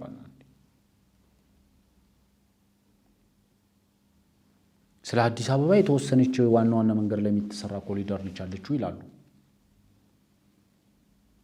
ግን ደግሞ የነሱ በቅሎዎች ደግሞ እነሱ ያሰማራቸው የኛ በቅሎዎች ደግሞ ከተማዋ ፈረሰች ብለው ሲጮሁ ደግሞ እናያለን። በኮሪደር ልማት ከተማዋ ፈረሰች እንዳልነበረች ሆነች። በቅሎዎቹ የሚሉትን እንመን ወይስ ኢሳያሳዊ ሚዲያዎቹ የሚሉትን እንመን? የተቸገረው እሱ። በቅሎዎቹ ቢያንስ እዚህ ያለውን ፋክት ወስዶ አይነግሯቸው። እንደው የቸገረ ነገር ገጠመኝ እንዳለው ሰውዬ ማለት ነው። ሰውየው አንድ ቸርች አጠገብ ይሄድና ጠጅ ቤት ይከፍታል። ጠጅ ቤት ከከፈተ በኋላ የቸርቿ ሰዎች ሰውየውን ሄደው ያናግራሉ። ጠጅ ቤት ጎናችን መከፈቱ ትክክል አይደለም እንድትዘጋልን ብለው ይጠይቃሉ። ፖላይትሊ ጠይቀው አልሆነላቸውም እና እንግዲህ ካልሆነልን ጾም ጸሎት ይዘን ፈጣሪ እንዲፈርድ መጠየቅ አለብን ይሉና ጾም ጸሎት ይዛሉ። ጾም ጸሎት ይዘው ሳለ በመሃል ላይ ድንገተኛ እሳት ይፈጠርና ጠጅ ቤቱ ይቃጠላል። ዴኔ ጠጅ ቤቱ ባለቤት ወደ ፍርድ ቤት ይሄዳል ጉዳዩን ይዞ። ፍርድ ቤት ሄድና ጠጅ ቤቴን አቃጠሉብኝ፣ በጾም ጸሎት አድርገው ጠጅ ቤቴን አቃጠሉብኝ የሚል ክስ ያቀርባል። ዳኛው ወደ እነሱ መለስ ሲል ነው ይጠይቃል። የሚለው ነገር እውነት ነው ወይ ሲል አረ በፍጹም እኛ አላቃጠልንበትም። እንግዲህ የጠጅ ቤቱ ባለቤት ጾም ጸሎት ይዞ ጠጅ ቤቴን አቃጠሉብኝ እያለ ነው። አይ እኛ ጾም ጸሎት ይዘን ጠጅ ቤቱን አላቃጠልንበትም የሚል ክርክር ነው የተገጠመው። ዳኛው የቸገረ ነገር ነው የገጠመኝ፣ በጸሎት የሚያምን የጠጅ ቤት ባለቤትና በጸሎት የማያምኑ ፓስተሮች ናቸው የገጠሙኝ እንዳለው አሁን የቸገረ ነገር ነው የገጠመኝ። አንዱ ቀለብ ተሰፍሮለት ገብስ ተሰፍሮለት እየከካ የሚውል የሻቢያ በቅሎ ከተማዋ ፈረሰች በኮሪደር ይላል። ኤርትራዊው ሚዲያ ደግሞ ኮሪደር ትንሽ ከተማዋ ትንሽ የተወሰነ ቦታ ላይ ዋና መንገድ ላይ ነው እንጂ ብዛም ከተማዋ ላይ አልተሰራም የሚል ነገር ያወራል። ማወቅ ያለባችሁ አይደለም አዲስ አበባ ውስጥ ያልተነካ በኮሪደር ያልተነካ አካባቢ ይቅርና ኤቭሪዌር ኢን ኢትዮጵያ ነው ይሄ ማሲቭ የሆነ ፕሮጀክት እየተሰራ ያለው። ስለዚህ ይህንንም ማወቅ ያስፈልጋል። እንግዲህ በኤርትራው ሚዲያ ላይ ይህን ካልኩ በቂ ነው። ከኤርትራ ሚዲያ ከሻቢያ አፈቀላጤዎች ወይም ደግሞ ከሻቢያ ቃል አቀባዮች ወደ ሻቢያ በቅሎዎች እንሸጋገር። ደግሞ ባለፈው አንደኛው የሻቢያ በቅሎ ከአስመራ የተመለሱት እስከ ሰሞኑ አስመራ ደርሰው አካባቢውን ቃኝተው ኬንያም ዞር ዞር ብለው ወደ ቤልጅየም የተመለሱት የድንቁርናው ፕሮፌሰር መሐመድ ሐሰን ስለሳቸው አውርተናል። መንግስት የት እንዳስጠነቆሉ የት እንዳስተበተቡ ባናቅም ወይም ደግሞ የትኛው ሜትሮሎጂ እንደነገራቸው ባናቅም ወይም የትኛዋን የአህያ ውርንጭላ እንዳናገሩ ባላቅም መንግስት በ8 ወር ይወድቃል፣ ካልሆነ ደግሞ በ9 ወር ይወድቃል የሚል ነገር ተናግረዋል። ያንን መሰረት አድርገን ፕሮግራም ሰርተናል በባለፈው ሳምንት። አሁን ደግሞ ሌላኛው የሻቢያ በቅሎ በጽሁፍም በሚዲያ ቃለ መጠይቅም ተከስቷል። ለዚህ ሚዲያው ቃለ መጠይቅ መሰረት የሚያደርገው እኚህ ግለሰብ እኚህ ለኤርትራ አደር የሆኑ ግለሰብ ወይም ደግሞ የሻቢያ በቅሎ ምላቸው አንድ ጽሁፍ አጋርተው ነበር ከቀናት በፊት። የጽሁፉ አርዕስት የሚለው ምንድነው? ማን ነው የጤና ባለሙያዎችን የደሞዝ ጭማሪ ጥያቄ የፖለቲካ ጥያቄ አይደለም ያለው የሚል ጥያቄ ነው አርዕስት ያደረጉት። አሁን እዚህ ሀገር ላይ እየተለመደ የመጣ አንድ ፋሽን አለ። አንድ ሰው ወይ ይሰድብህና ወይ የሆነ ነገር ያደርግህና እንዴት ሪስፖንድ እንደምታደርግ ይታወቃል። ለዛ ስድብ እንዴት ሪስፖንድ እንደምታደርግ ይታወቃል። ስለዚህ ከመሳደቡ በፊት አሁን ይሄንን በማለቴ እንደዚህ ይላል የሚል ነገር ይጽፋል። ከዛ ያንን የሚለውን ነገር ሲል ያ ሰውዬ ለዛ መልስ ይሰጣል። መልስ ሲሰጥ ይኸው አላልኳችሁም ይላል። አቶ ልደቱ አያሌው ጽሁፍ ውስጥ የምናየው ይሄንን ነው። አቶ ጀዋር ሲጽፉ የምናየው ይሄንን ነው። አቶ ታዬ ደንዳ ሲጽፉ የምናየው ይሄንን ነው። የሻቢያው በቅሎ አቶ አንዳርጋቸው ጽጌም በጽሁፋቸው ውስጥ ሲጀምሩ የሚሉትን አንዱ ፓራግራፍ የዚህ ጽሁፍ ርዕስ የሚያዩ የአብይ አህመድ አገዛዝ ባለስልጣናትና የዲጂታል ሰራዊት አባላት ምራቃቸውን ሲውጡ ይታየኛል። አላልናችሁም? ይኸው አንዳርጋቸው ጉዱን አወጣው። የጤና ባለሙያተኞቹ ጥያቄ የፖለቲካ ጥያቄ ነው አለ ለማለት ሲዘጋጁ ይታየኛል። አንዳንዶቹ ርዕሱን አንጠልጥለው ወደ ማህበራዊ ሚዲያ ሲሮጡም ይታየኛል። በቅድሚያ እነዚህን ሰዎች ተረጋጉ፣ የሚከተለውን በጥሞና አንብቡ ማለት እሻለሁ ይላሉ። ይህንን ጽሁፍ ከቀናት በፊት የጻፉት አቶ አንዳርጋቸው ጽጌ ማንም ሚዲያ ይህንን ጽሁፍ ወስዶ ፕሮፓጋንዳ አልሰራበትም። እንደው በቃ ማንበብ ካልተቻለ የሚያነብ ሰው ጠፍቶ ከሆነ ተባለና ደግሞ ደግሞ ማንበብ የጻፍኩት ጽሁፍ በደንብ ያልተጫጫህልኝ የሚያነብ ሰው ጠፍቶ ነው። አይ ቲንክ ሜቢ በደቂቃዎች ውስጥ በነበረ ተለጥፎ በደቂቃዎች ውስጥ ነው ጽሁፉን ያነበብኩት እኔ በተወሰነ ደረጃ። ምክንያቱም አንድ ሚዲያ ላይ እንደሚሰራ ሰው ስራዬም ስለሆነ ማለት ነው። በወደውም ብጠላው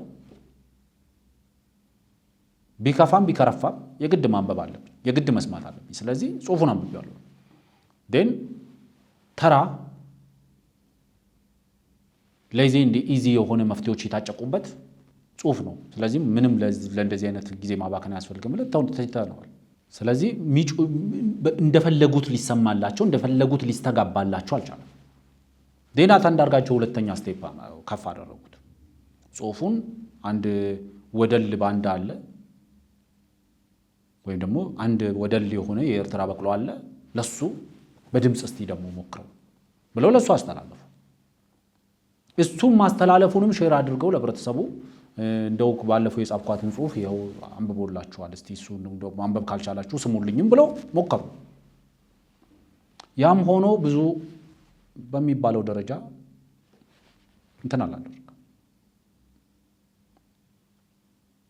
ውጤት አላመጣም። then he came forward እችኑ ነገር ይዞ ወደ ሚዲያው ላይ መጣ። ስለዚህ እኔ እናንተ ጋር የመጣሁት እኮ ብዙ ሰው ጋር ተደራሽ ስለምትሆኑ ሳተላይት ላይ ስለምትታዩ ነው እናንተ ጋር መጣው በሚለው በኢኤምኤስ ሚዲያ ላይ መጡ። እንግዲህ የሚዲያው የመጀመሪያ ጥያቄ የባለሙያዎቹን እንቅስቃሴ እንዴት ይመለከቱታል እርስዎ? ምክንያቱም 3 ግሩፕ አለ ይላል። አንደኛው ግሩፕ ትክክል ነው።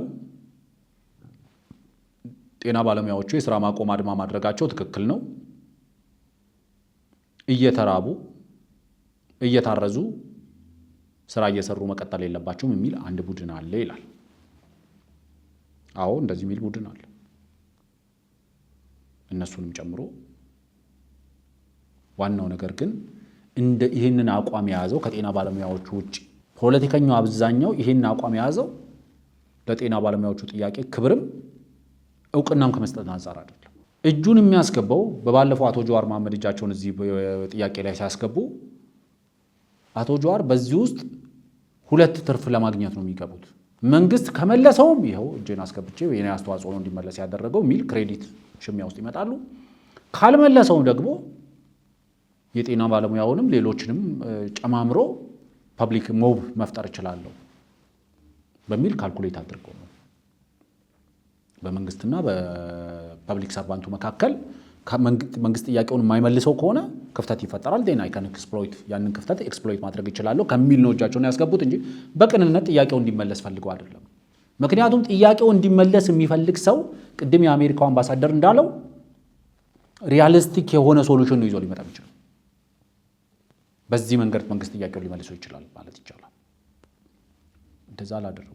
አቶ ጀዋር ያሉት እንደዚህ ፕሮጀክቶችን ቢያቆሙ 50 60 በመቶ ሺዎች የሚቆጠሩ ዜጎች እየሰሩባቸው ሰርተው ዳቦ በልተው የሚያድሩበትን ፕሮጀክት መንግስት ያቆመው እሱ መንግስት የገነባቸው እነዚህ ሪዞርቶችን የጫካ ፕሮጀክቶችን እሳቸው እንደሚሉት ቤተ መንግስትን እነሱን ይሽጥ ሸጦ ደሞዝ ይጨምር ለጤና ባለሙያዎቹ።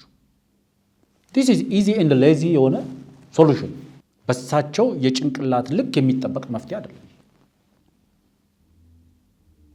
መንግስት ለፐብሊክ ሰርቫንቱ ደሞዙን በጥፍም በሶስት ጥፍም መጨመር አለበት፣ መጨመር ይችላል። ይሄ እሳቸው የተማሩበትን ዩኒቨርሲቲ የሚመጥን መፍትሄ አይደለም።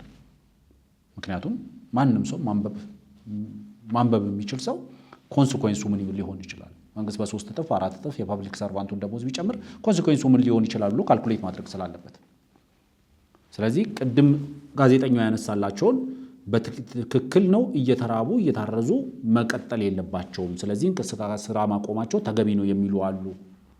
እነዚህ ከሚሉት ውስጥ መከፈል አለበት። ጥያቄው ፍትሐዊ ነው። ባለሙያዎቹ እየተራቡ ነው። ልጆቻቸው እየተራቡ ነው፣ እየታረዙ ነው። ልጆቻቸውን በበቂ ሁኔታ ወደ ትምህርት ቤት መላክ አልቻሉ። ስለዚህ ጥያቄያቸውን ይመለስ ዘንድ መንግስትን ለማስገደድ እንደዚህ አይነት እጅ ጥምዘዛ ውስጥ መግባታቸው ትክክል ነው የሚል ፖዚቲቭሊ ጥያቄው እንዲፈታ ጫና መፍጠር ተገቢ ነው ብሎ የሚያምን ሰው ሊኖር ይችላል። ዲአደር ሳይድ ግን በተለይ ፖለቲካል ኮሚኒቲ ውስጥ ደግሞ የተያዘው ጥያቄ ምንድነው? አይ እኛም ቶሎ እጃችን እናስገባ፣ መንግስት የሚፈታው ከሆነ እኛም አለንበት አስተዋጽኦ አድርገናል፣ እንዲፈታ መንግስትን አስገድደናል፣ መንግስት ጥያቄው እንዲፈታ መንግስትን አስገድደናል የሚል ክሬዲት እናገኝበታለን። ካልመለሰ ደግሞ ክፍተቷን ኤክስፕሎይት እናደርጋለን፣ ካፒታላይዝ እናደርጋለን የሚሉ ሰዎች አሉ። ሁለተኛ ብሎ ግሩፕ የፈጠረው ምንድነው?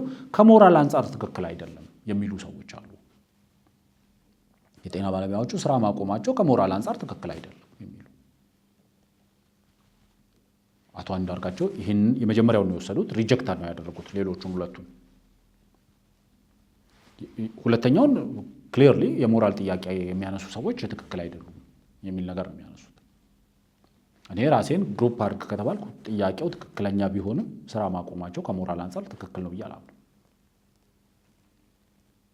እኔ ፖለቲከኞች ትክክለኛ ጥያቄ ነው ብሎ ቢያምኑ፣ ድርጊቱ ትክክለኛ ነው ብሎ ካመኑ መንግስትን ለምሳሌ አንዳንዴ መንግስትን ኢሪስፖንሲብል ነው ኃላፊነት አይሰማውም ብሎ ሲከሱ እንሰማለን አይደል? እስቲ መንግስት እነሱን የሚሉትን ነው ብለን እንውሰድ። ኃላፊነት አይሰማው። ስለዚህ የጤና ባለሙያዎቹ አገልግሎት ቢያቆሙ መንግስት ኃላፊነት ተሰምቶት ምላሽ ይሰጣል ብለው ነው የሚያስቡት ማለት ነው። ስለዚህ የሚያስቡት ከዛ ላይ ቀጥሎ የሚመጣውን ነገር መንግስት ኃላፊነት አይሰማውም።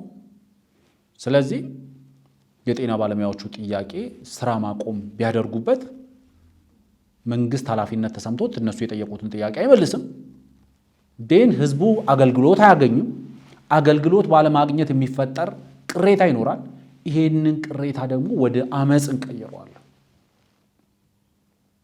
ይሄንን ኢምፕሊኬት የሚያደርግ ነገር አቶ አንዳርጋቸው ጽሑፍ ውስጥ እናገኛለን። ያኔ ከዛሬ 6 ዓመት በፊት በጽሑፋቸው የሚያነሱት ምንድነው? ከዛሬ 6 ዓመት በፊት የቀረበው ጥያቄ የፖለቲካ ጥያቄ ነው አልተባለም። አሁንም አልተባለም። አሁንም ጥያቄው የፖለቲካ ጥያቄ ነው አልተባለም። ጥያቄው ፖለቲሳይዝ ተደርጓል፣ ፖለቲከኞች ቀምተውታል ነው እየተባለው እንጂ ጥያቄው የፖለቲካ ጥያቄ ነው አልተባለም። የሚሉትም እነሱ ናቸው። ከዛ እሱንም በመተንተን የሚጠመዱትም እነሱ ናቸው። አንደኛው እሱ። እሳቸው ግን ምን ይላሉ? ከዛሬ 6 ዓመት በፊት ጥያቄው ሲነሳ የፖለቲካ ጥያቄ አልነበረም። ምክንያቱም እኛ ጠቅላይ ሚኒስትሩ አሻጋሪ ናቸው፣ መልአክ ናቸው፣ ክንፍ አልባ መልአክ ናቸው ስንል እንኳን እነዚህ የጤና ባለሙያዎች ይህንን ጥያቄ አቅርበዋል። ስለዚህ ያኔ የፖለቲካ ጥያቄ አልነበረም። ደሴም ጥያቄ ዛሬ ስለተነሳ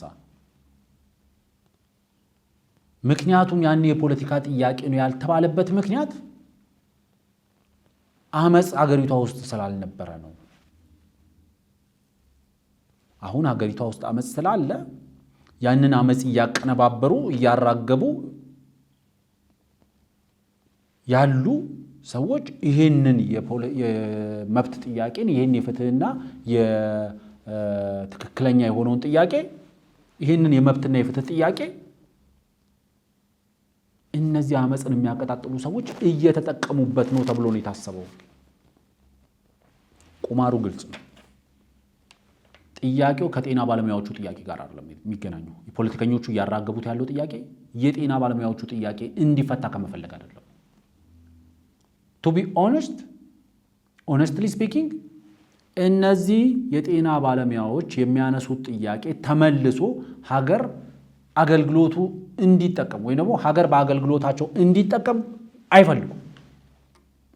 የሚፈልጉት ጥያቄው ተወሳስቦ ጥያቄው መንግስት ከነሱ ጋር ባለው አተካሮ እጅ ጥምዘዛ መካከል አለመመለስ የሚባለው ነገር ከመጣና ህዝቡ የጤና አገልግሎት በማጣት ወደ አመጽ እንዲያመራ ነው የሚፈልጉት።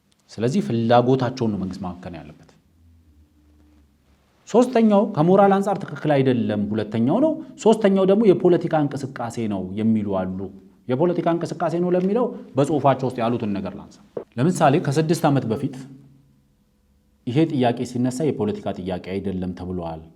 በዛን ወቅት ለአብይ ደሞዛችን በቂ አይደለም፣ እየተራብን ነው የሚል ጥያቄ ያቀረቡለት የጤና ሙያተኞች ከጥያቄያችሁ ጀርባ የፖለቲካ ሰዎችና እጆች አሉበት አላላቸውም።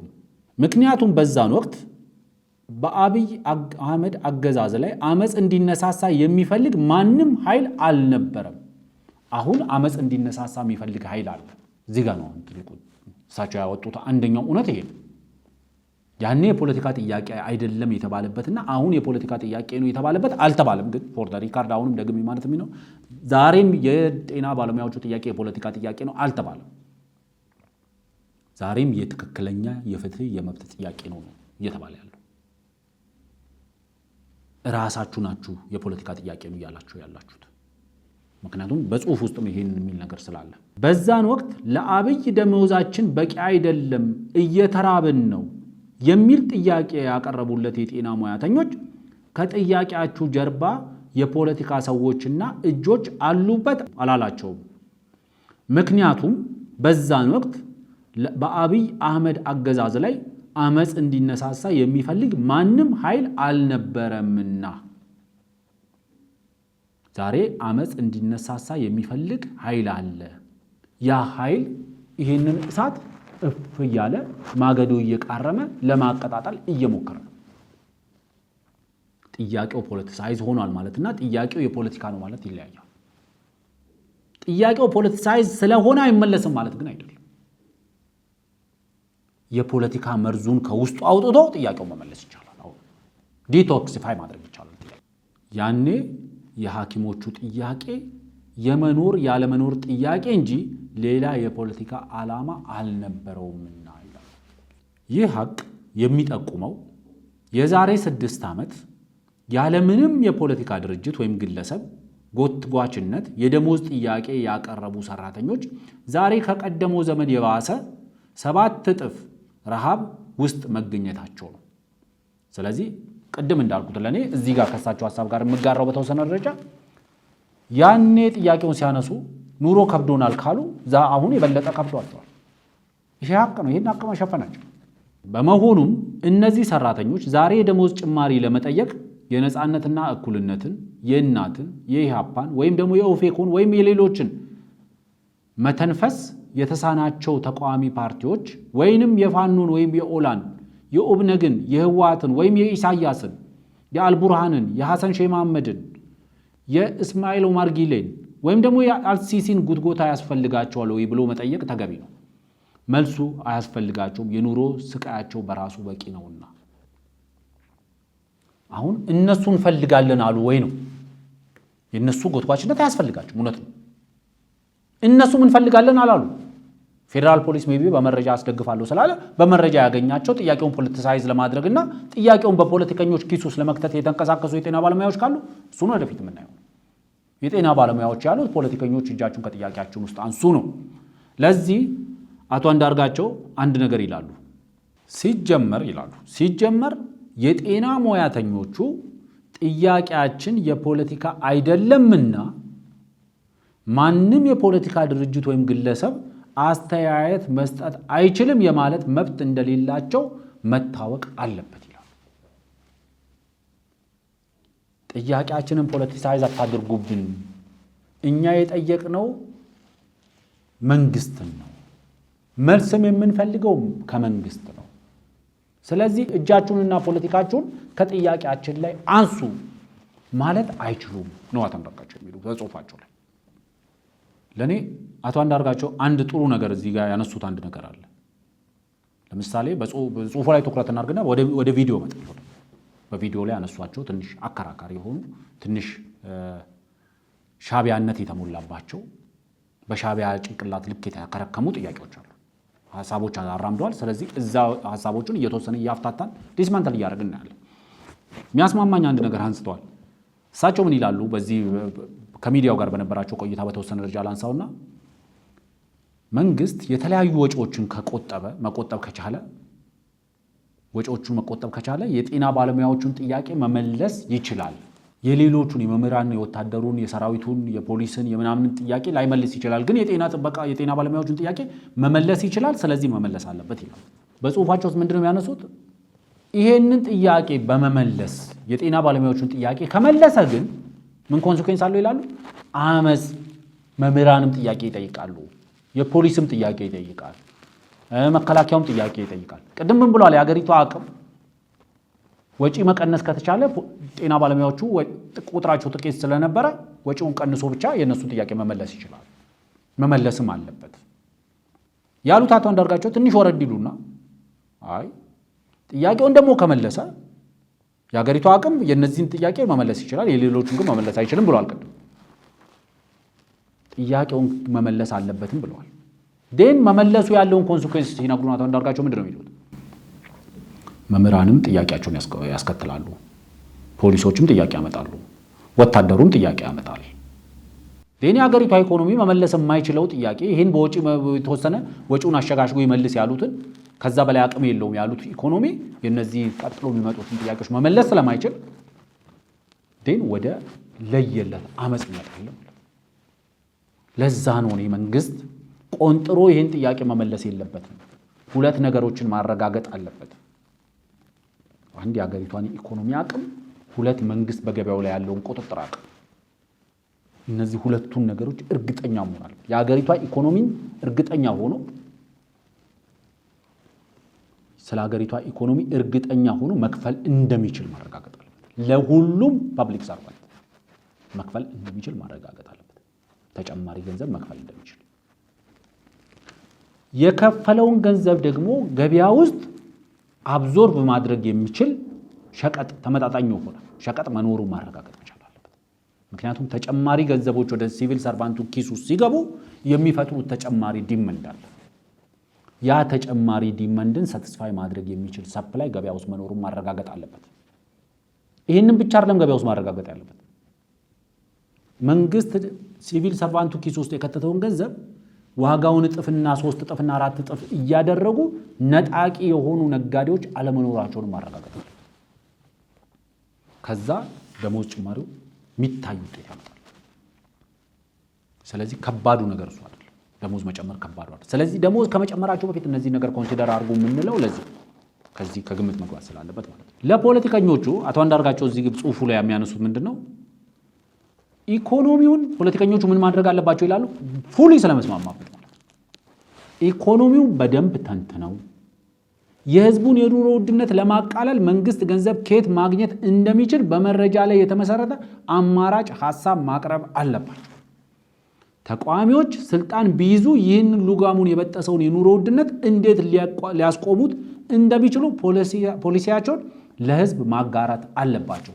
ይሄንን ግዴታ በሰላማዊ የፖለቲካ አማራጭ ይዘው የፓርቲ ፖለቲካ ውስጥ ላሉት ብቻ ሳይሆኑ በጽሁፋቸው ውስጥም ስለሚሉት ማለት ነው። ጫካ የትጥቅ ትግል እያደረጉ ያሉ አማጺያንም ይሄንን ማድረግ አለባቸው። ለህዝብ ይሄን ይፋ ማድረግ አለባቸው። ምን ማድረግ አለባቸው? ኢኮኖሚው መተንተን አለባቸው። ለመልስ የሚሆን ሀብት ከየት እንደሚመነጭ መናገር አለባቸው። የኑሮ ውድነቱን እንዴት ሊያስቆሙት እንደሚችሉ ማቅረብ አለባቸው። ይሄንን ይላሉ አቶ አንዳርጋቸው። ቅድም የአቶ ጀዋር ኢዚ ኤንድ ሌዚ የሆነውን መፍትሄ አይተናል። እሳቸውም የራሳቸው ኢዚ ኤንድ ሌዚ መፍትሄ አላቸው። በበቂ ደረጃ በኢኮኖሚ መተንተን የማይችል ፌዚብል ያልሆነ ችግር ማለት አንዳንድ መፍትሄዎች ከችግር የባሱ ናቸው። አንዳንድ መፍትሄ ብለን የምናመጣቸው ነገሮች ከችግር የባሱ ናቸው። ወይም ደግሞ ችግር ወለድ የሆኑ መፍትሄዎች አሉ። የከፋ ችግር ወለድ የሆኑ መፍትሄዎች ፕሮጀክት ይታጠፍም የከፋ ችግር ወለድ መፍትሄ ነው።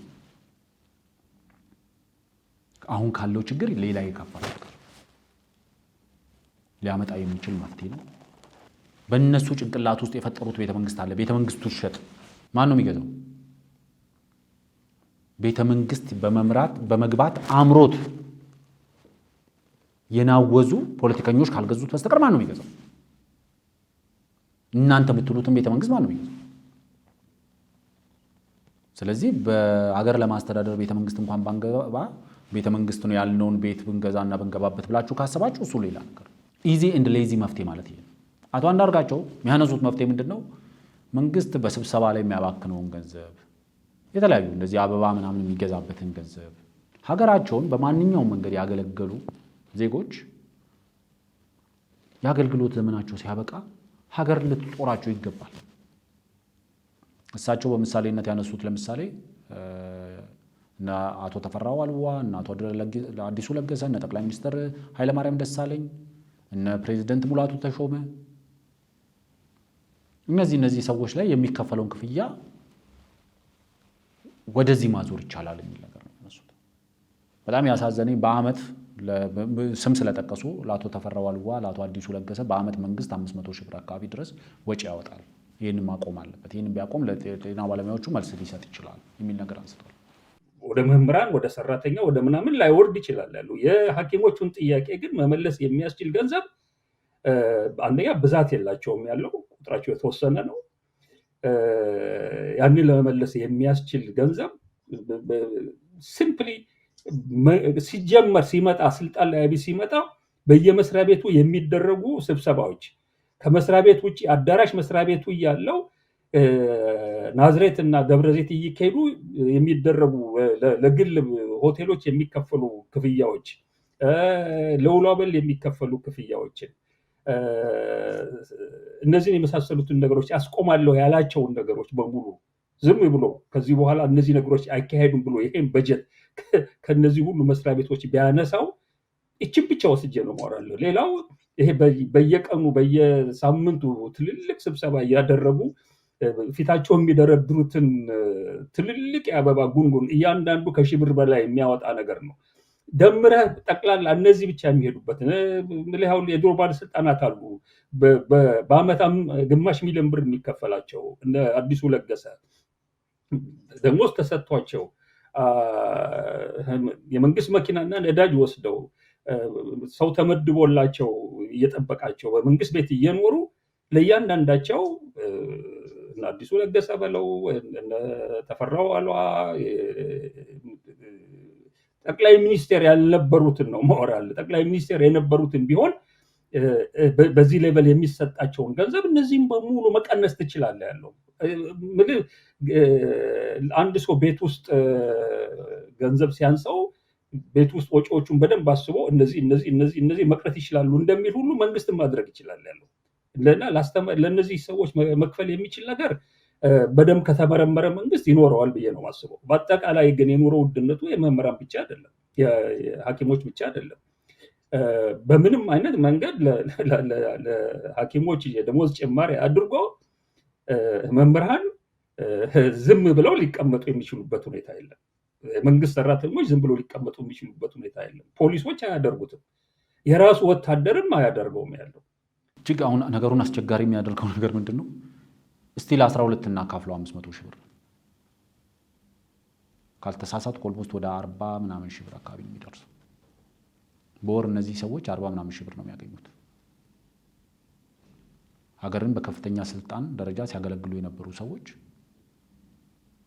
የሚያገኙት 40 ምናምን ሺህ ብር ነው ሀገር የምትከፍላቸው። ይሄንን እናቆምባቸው። እስከ ቅርብ ጊዜ ድረስ ካልተሳሳትኩ አቶ ተፈራ ዋልዋ የስፔስ ሳይንስ ሶሳይቲ ውስጥ በላይ አመራር ስለሚነበሩ በተወሰነ ደረጃ እየተንቀሳቀሱ ቢያንስ ይሰራሉ።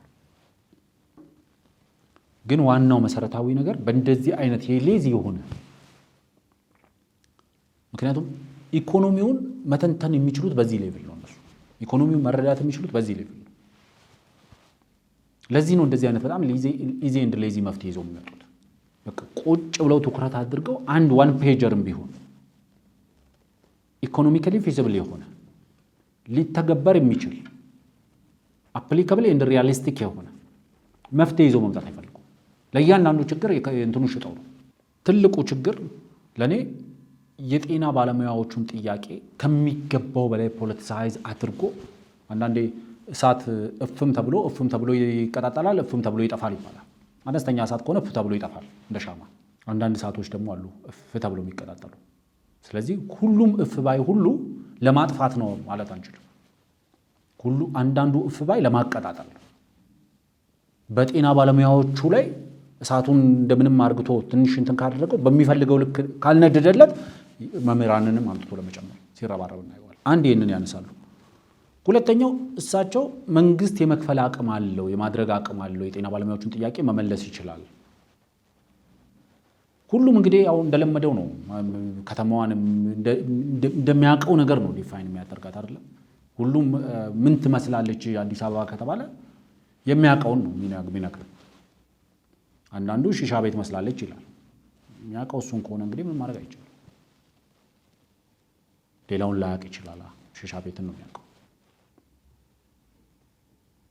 አንዳንዱ ደግሞ ያው እሳቸው ስለተጠቀሙበት ሴተኛ ዳሪ መስላለች ይላሉ። አም ሶሪ ፎር ዘ ወርድ እሳቸው ስላሉት ያው የሚያውቁትን ምን እንደምትመስል የሚያውቁት እሳቸው ናቸው። ስለዚህ የሚያውቁትን ነው እሳቸው የሚነገሩ። ከተማን እንደዚህ መስራት ትልቅ ነገር መስሎት፣ ችግኝ መትከል ትልቅ ነገር መስሎት እንደነዚህ አይነት ነገሮችን መፍታት አልቻለም ብሎ ለማንሳት ይሞክራሉ አቶ አንዳርጋቸው ከኢኤምኤስ ጋር በነበራቸው ቆይታ። ችግኝ መትከልን እንደ ትልቅ ነገር የሚያቀርብ ሰላምና መረጋጋትን ትቶ ሌሎች አጀንዳዎች እያነሳ በሚዲያ እየመጣ የሚናገር ለትልልቅ ችግር ህዝብ በወደቀ ቁጥር ሀዘኔታ የሚባል ነገር የማያሳይ አሁንም ደግሞ በዚህ በኑሮ ውድነት ህዝብ እየማቀቀ ባለበት ሰዓት ላይ መሰረታዊ የሆኑ ማህበራዊ አገልግሎቶችን ላይ እንደ መብራት፣ ውሃ በከተሞች ሳይቀር ህዝብ በደንብ በማያገኝበት ሰዓት ላይ የቅንጡ ፕሮጀክትን ላይ ቤተመንግስት ግንባታውን በዚህ $10 ቢሊዮን በላይ አውጥቶ የሚገነባበት የኮሪደር ልማት እያለ አዲስ አበባን ከተማ እንደ ሴተኛ አዳሪ ነው ይመስለኛል። ማታ ማታ ደጅ እንደምትቆም ሴተኛ አዳሪ ሲያብለጨልጫትና መብራት ሲያለብስላት፣ ግን ከተማ ውስጥ ያለው ህዝብ መኖሪያ የሌለው መብራትና ውሃ በስነስርዓት የማያገኝ በሆነበት መንገድ ስራ ብሎ የሚሄድ ሰው ነው ሆኖ የተገኘው ያለው። ስለዚህ ይሄ የእነዚህን ሐኪሞች ችግር ተረድቶ መፍትሄ ይሰጣል ብለህ ልታስብ አትችልም። ከመጀመሪያው እንደዚህ አይነት ስራ መስራት ስራ ውስጥ አይገባም ነበረ። ከመጀመሪያው መሆን የሚገባው የነበረው ነገር መሰረታዊ የሆኑ ነገሮች አሟልተህ የሚተርፍ ነገር ሲኖር ነው። እንደዚህ አይነት አሁን ኢትዮጵያ ውስጥ የሚታዩትን አይነት ይሄ በየቦታው ሎጅ ግንባታው፣ ፓርክ ግንባታው፣ ቤተመንግስት ግንባታ ውስጥ የምትገባው። እና ይሄ የሚያሳይ ነገር አለ። ፈጽሞ ከሀገሪቷ ውስጥ ካለው የህዝብ ስቃይና መከራ ጋራ ምንም አይነት ግንኙነት የሌለው ሰው ሀገሪቷን መሪ ሆኖ የተቀመጠበት ሁኔታ እንዳለና እኔ ይፈታል የሚል እምነት የለኝም። ከ10% በታች የነበረ የደን ሽፋን ያላትን ሀገር ከ20% በላይ የደን ሽፋን ያላት ሀገር ማድረግ ትልቅ ነገር። ችግኝ መትከልን ለማጣጣል ሲጋጋጡ ማየት ያሳፍራል። ባለፉት 5 እና 6 ዓመታት ብቻ ከ40 ቢሊዮን በላይ ችግኞችን መትከል መቻል ትልቅ ነገር። በግብርና ለሚተዳደር ሀገር ትልቅ ነገር። ለም አፈሯ በመሸርሸር ለሚጠፋባት ሀገር ትልቅ ነገር። 85% ህዝቧ አርሶ ለሚበላበት ሀገር ትልቅ ነገር ችግኝ መትከል አይደለም። ሌሎች ከተሞቻችን ዋና ከተማችን የምንላት ዲፕሎማቲክ ከተማ ነች የምንላት የአፍሪካ መቀመጫ ነች የምንላት አዲስ አበባ እንኳን የከተማ ስታንዳርድን የማታሟላ ከተማ ሆና ሳለ በኮሪደር ልማት ቢያንስ የከተማነት ስታንዳርድ እንዲኖራት ለማድረግ መስራት ትልቅ ነገር። ለዜጎች የስፖርት ማዘውተሪያ መስራት ትልቅ ነገር። በጤና ይከፍላል። ዜጎች ወክ የሚያደርጉበት ባይክ የሚያደርጉበት መንገዶችን መፍጠር በጤና ይከፍላል። ትልቅ ነገር። እዚህ ቦታ ቆሻሻ እንዳትጥሉ፣ እዚህ ቦታ ሽንታችሁ እንዳትሸኑ ከማለት ወጥተን እዚህ ጋር ቆሻሻ ጣሉ፣ ይኸው ቆሻሻ መጣያ፣ መጸዳዳት ከፈለጋችሁ እዚህ ጋር ተጸዳዱ ማለት የሚቻልበትን ነባራዊ ሁኔታ መፍጠር ትልቅ ነገር። እሳቸው እንደሚያጣጥሉት አይደለም፣ ግን ያው በሚያውቁት መስለውታል። በዚህ ውስጥ ስለተፈጠሩ የሥራ ዕድሎች፣ እነዚህ ተግባራት ስለፈጠሩት የኢኮኖሚ አቅም ቢያንስ እንደው መዋሸት እንኳን ማንችላቸው ኮንትሮች አሉ። ኮሪደሩ በተሰራባቸው አካባቢዎች ያሉ ሀብቶች ዋጋቸው ጨምሯል። ይህን መረዳት አይከባድ አይደለም። ለዜጎች ምቹ የሆነ የኑሮ ከባቢ መፍጠር መንግስታዊ ግዴታ ነው፣ መደበኛ። ከምረነው ስናበቃ ያለ ዘመቻ መፍታት ስላልቻልን ነው አሁን ትልቅ ማሲቭ የሆነ ፕሮጀክት አድርገን ይዘነው የመጣ ነው። ከዚያ አንግል መታየት አለበት። ስለዚህ ፖለቲከኛው ቢመለስም ባይመለስም ስለሚያተርፍ በተቻለው መጠን ያወሳስበዋል። ሞር ባለመመለሱ ስለሚያተርፍ ከተመለሰ ደግሞ ቢያንስ አይከስርም። የሆነሽ እኔም ስለተሳተፍኩበት ነው የተመለሰው ብሎ ያተርፋል። ካልተመለሰ ደግሞ የበለጠ ያተርፋል። ለምን? የጤና ባለሙያዎች ይጎዳሉ፣ ህዝቡ ይጎዳል አገልግሎት በማጣት። እነዚህ ጉዳቶች የሚፈጥሩት አመፅ አለ። ያንን አመፅ ማቀጣጠል ደግሞ የተካነበት ነው። ያንን አመፅ በማቀጣጠል መንግስትን መገልበጥ እችላለሁ። በዚህ መንገድ ወደ ስልጣን የጤና ባለሙያዎቹን ወይም ደግሞ ሌሎች ፐብሊክ ሰርቫንቱን እንደ መንሰላል እየረገጥኩ ወደ ስልጣን መንበር ይመጣሉ ብሎ የሚያምንም አለ። ስለዚህ ለኔ እንደ መውጫ የምጠቀመው የጤና ባለሙያዎቹ ጥያቄ አቶ አንዳርጋቸው እንደሚሉት የፖለቲካ ጥያቄ ነው ያለ ሰው የለም። የመንግስት ባለስልጣን የፖለቲካ ጥያቄ ነው አላሉ። ያሉት ጥያቄው ትክክለኛ ሆኖ ሳለ፣ ጥያቄው ፍትሃዊ ጥያቄና የመብት ጥያቄ ሆኖ ሳለ ቢያንስ እንኳን ፌደራል ፖሊስ ባለ ውስጥ እንኳን ካስገባል ይሄንን ፍትሃዊ ትክክለኛ የሆነውን ጥያቄ ወደ ምን ውስጥ እየከተቱት ያሉ? ወደ ሁከትና በጥብጥ ውስጥ፣ ወደ ፖለቲከኞች ኪስ ውስጥ እየከተቱ እያወሳሰቡና እንዳይፈታ እያደረጉ ያሉ ሰዎች አሉ። ስለዚህ ጥያቄውን ማንም ሰው አንደርማይ ማድረግ አይችልም። ማንም ሰው ጥያቄው ማሳነስም አይችልም። ጥያቄው ትክክለኛ ፍትሃዊ የመብት ጥያቄ የሚመለሰው በመንግስት ነው። መመለስ ያለበትም በውይይት በንግግር ነው። ስለዚህ ጥያቄውን ወደ አዳራሽ ማስገባት ያስፈልጋል። ይሄንን ባለማድረግ ነው የኢሳያስ በቅሎዎችም አንዳንድ የአዞን ባሚያነቡ ሰዎችም እንዲመጡ ያደረግነው ይሄን ባለማድረጋቸው፣ ወደ አዳራሽ ባለማስገባታቸው። ምክንያቱም እነሱ አዳራሽ ውስጥ አይመጡም። ጸበል ወይም ደግሞ መስቀል እንዳየ ሰይጣን ናቸው። እነሱ በረሃ ጫካ ነው የሚፈልጉት። ስለዚህ የጤና ባለሙያዎቹ ጥያቄ መመለስ አለበት። መመለስ ያለበትን በመንግስት ነው። በመነጋገር መፍትሄ ማበጀት ይኖርብናል። ይህንን ካልኩ የዛሬ ፕሮግራማችን እዚህ ላይ ያበቃል። ስለነበረን ቆይታ ከልብ አመሰግናለሁ። ሁላችሁም ስለምትሰጡን አስተያየትም በዚህ አጋጣሚ ማመስገን ያስፈልጋል። ስለምትሰጡን ጊዜ ከልብ እናመሰግናለን። ብዙ ሰዎች ጋር እንዲደርስ ላይክ፣ ሼር እያደረጋችሁ አስተዋጽኦ እያደረጋችሁ ላላችሁ ሰዎች ከልብ ምስጋናችን እናቀርባለን። ሁላችሁም ስለምታደርጉልን ድጋፍ፣ ስለምትሰጡን አስተያየት ከልብ እናመሰግናለን። መልካም የእረፍት ጊዜ እንዲሆንላችሁ እንመኛለን። ለዛሬ ለነበረን ቆይታ ይህን ይመስላል። ሰኞ በሌላ አጀንዳ በተመሳሳይ ሰዓት እስክንገናኝ ድረስ ጤና ይስጥልኝ።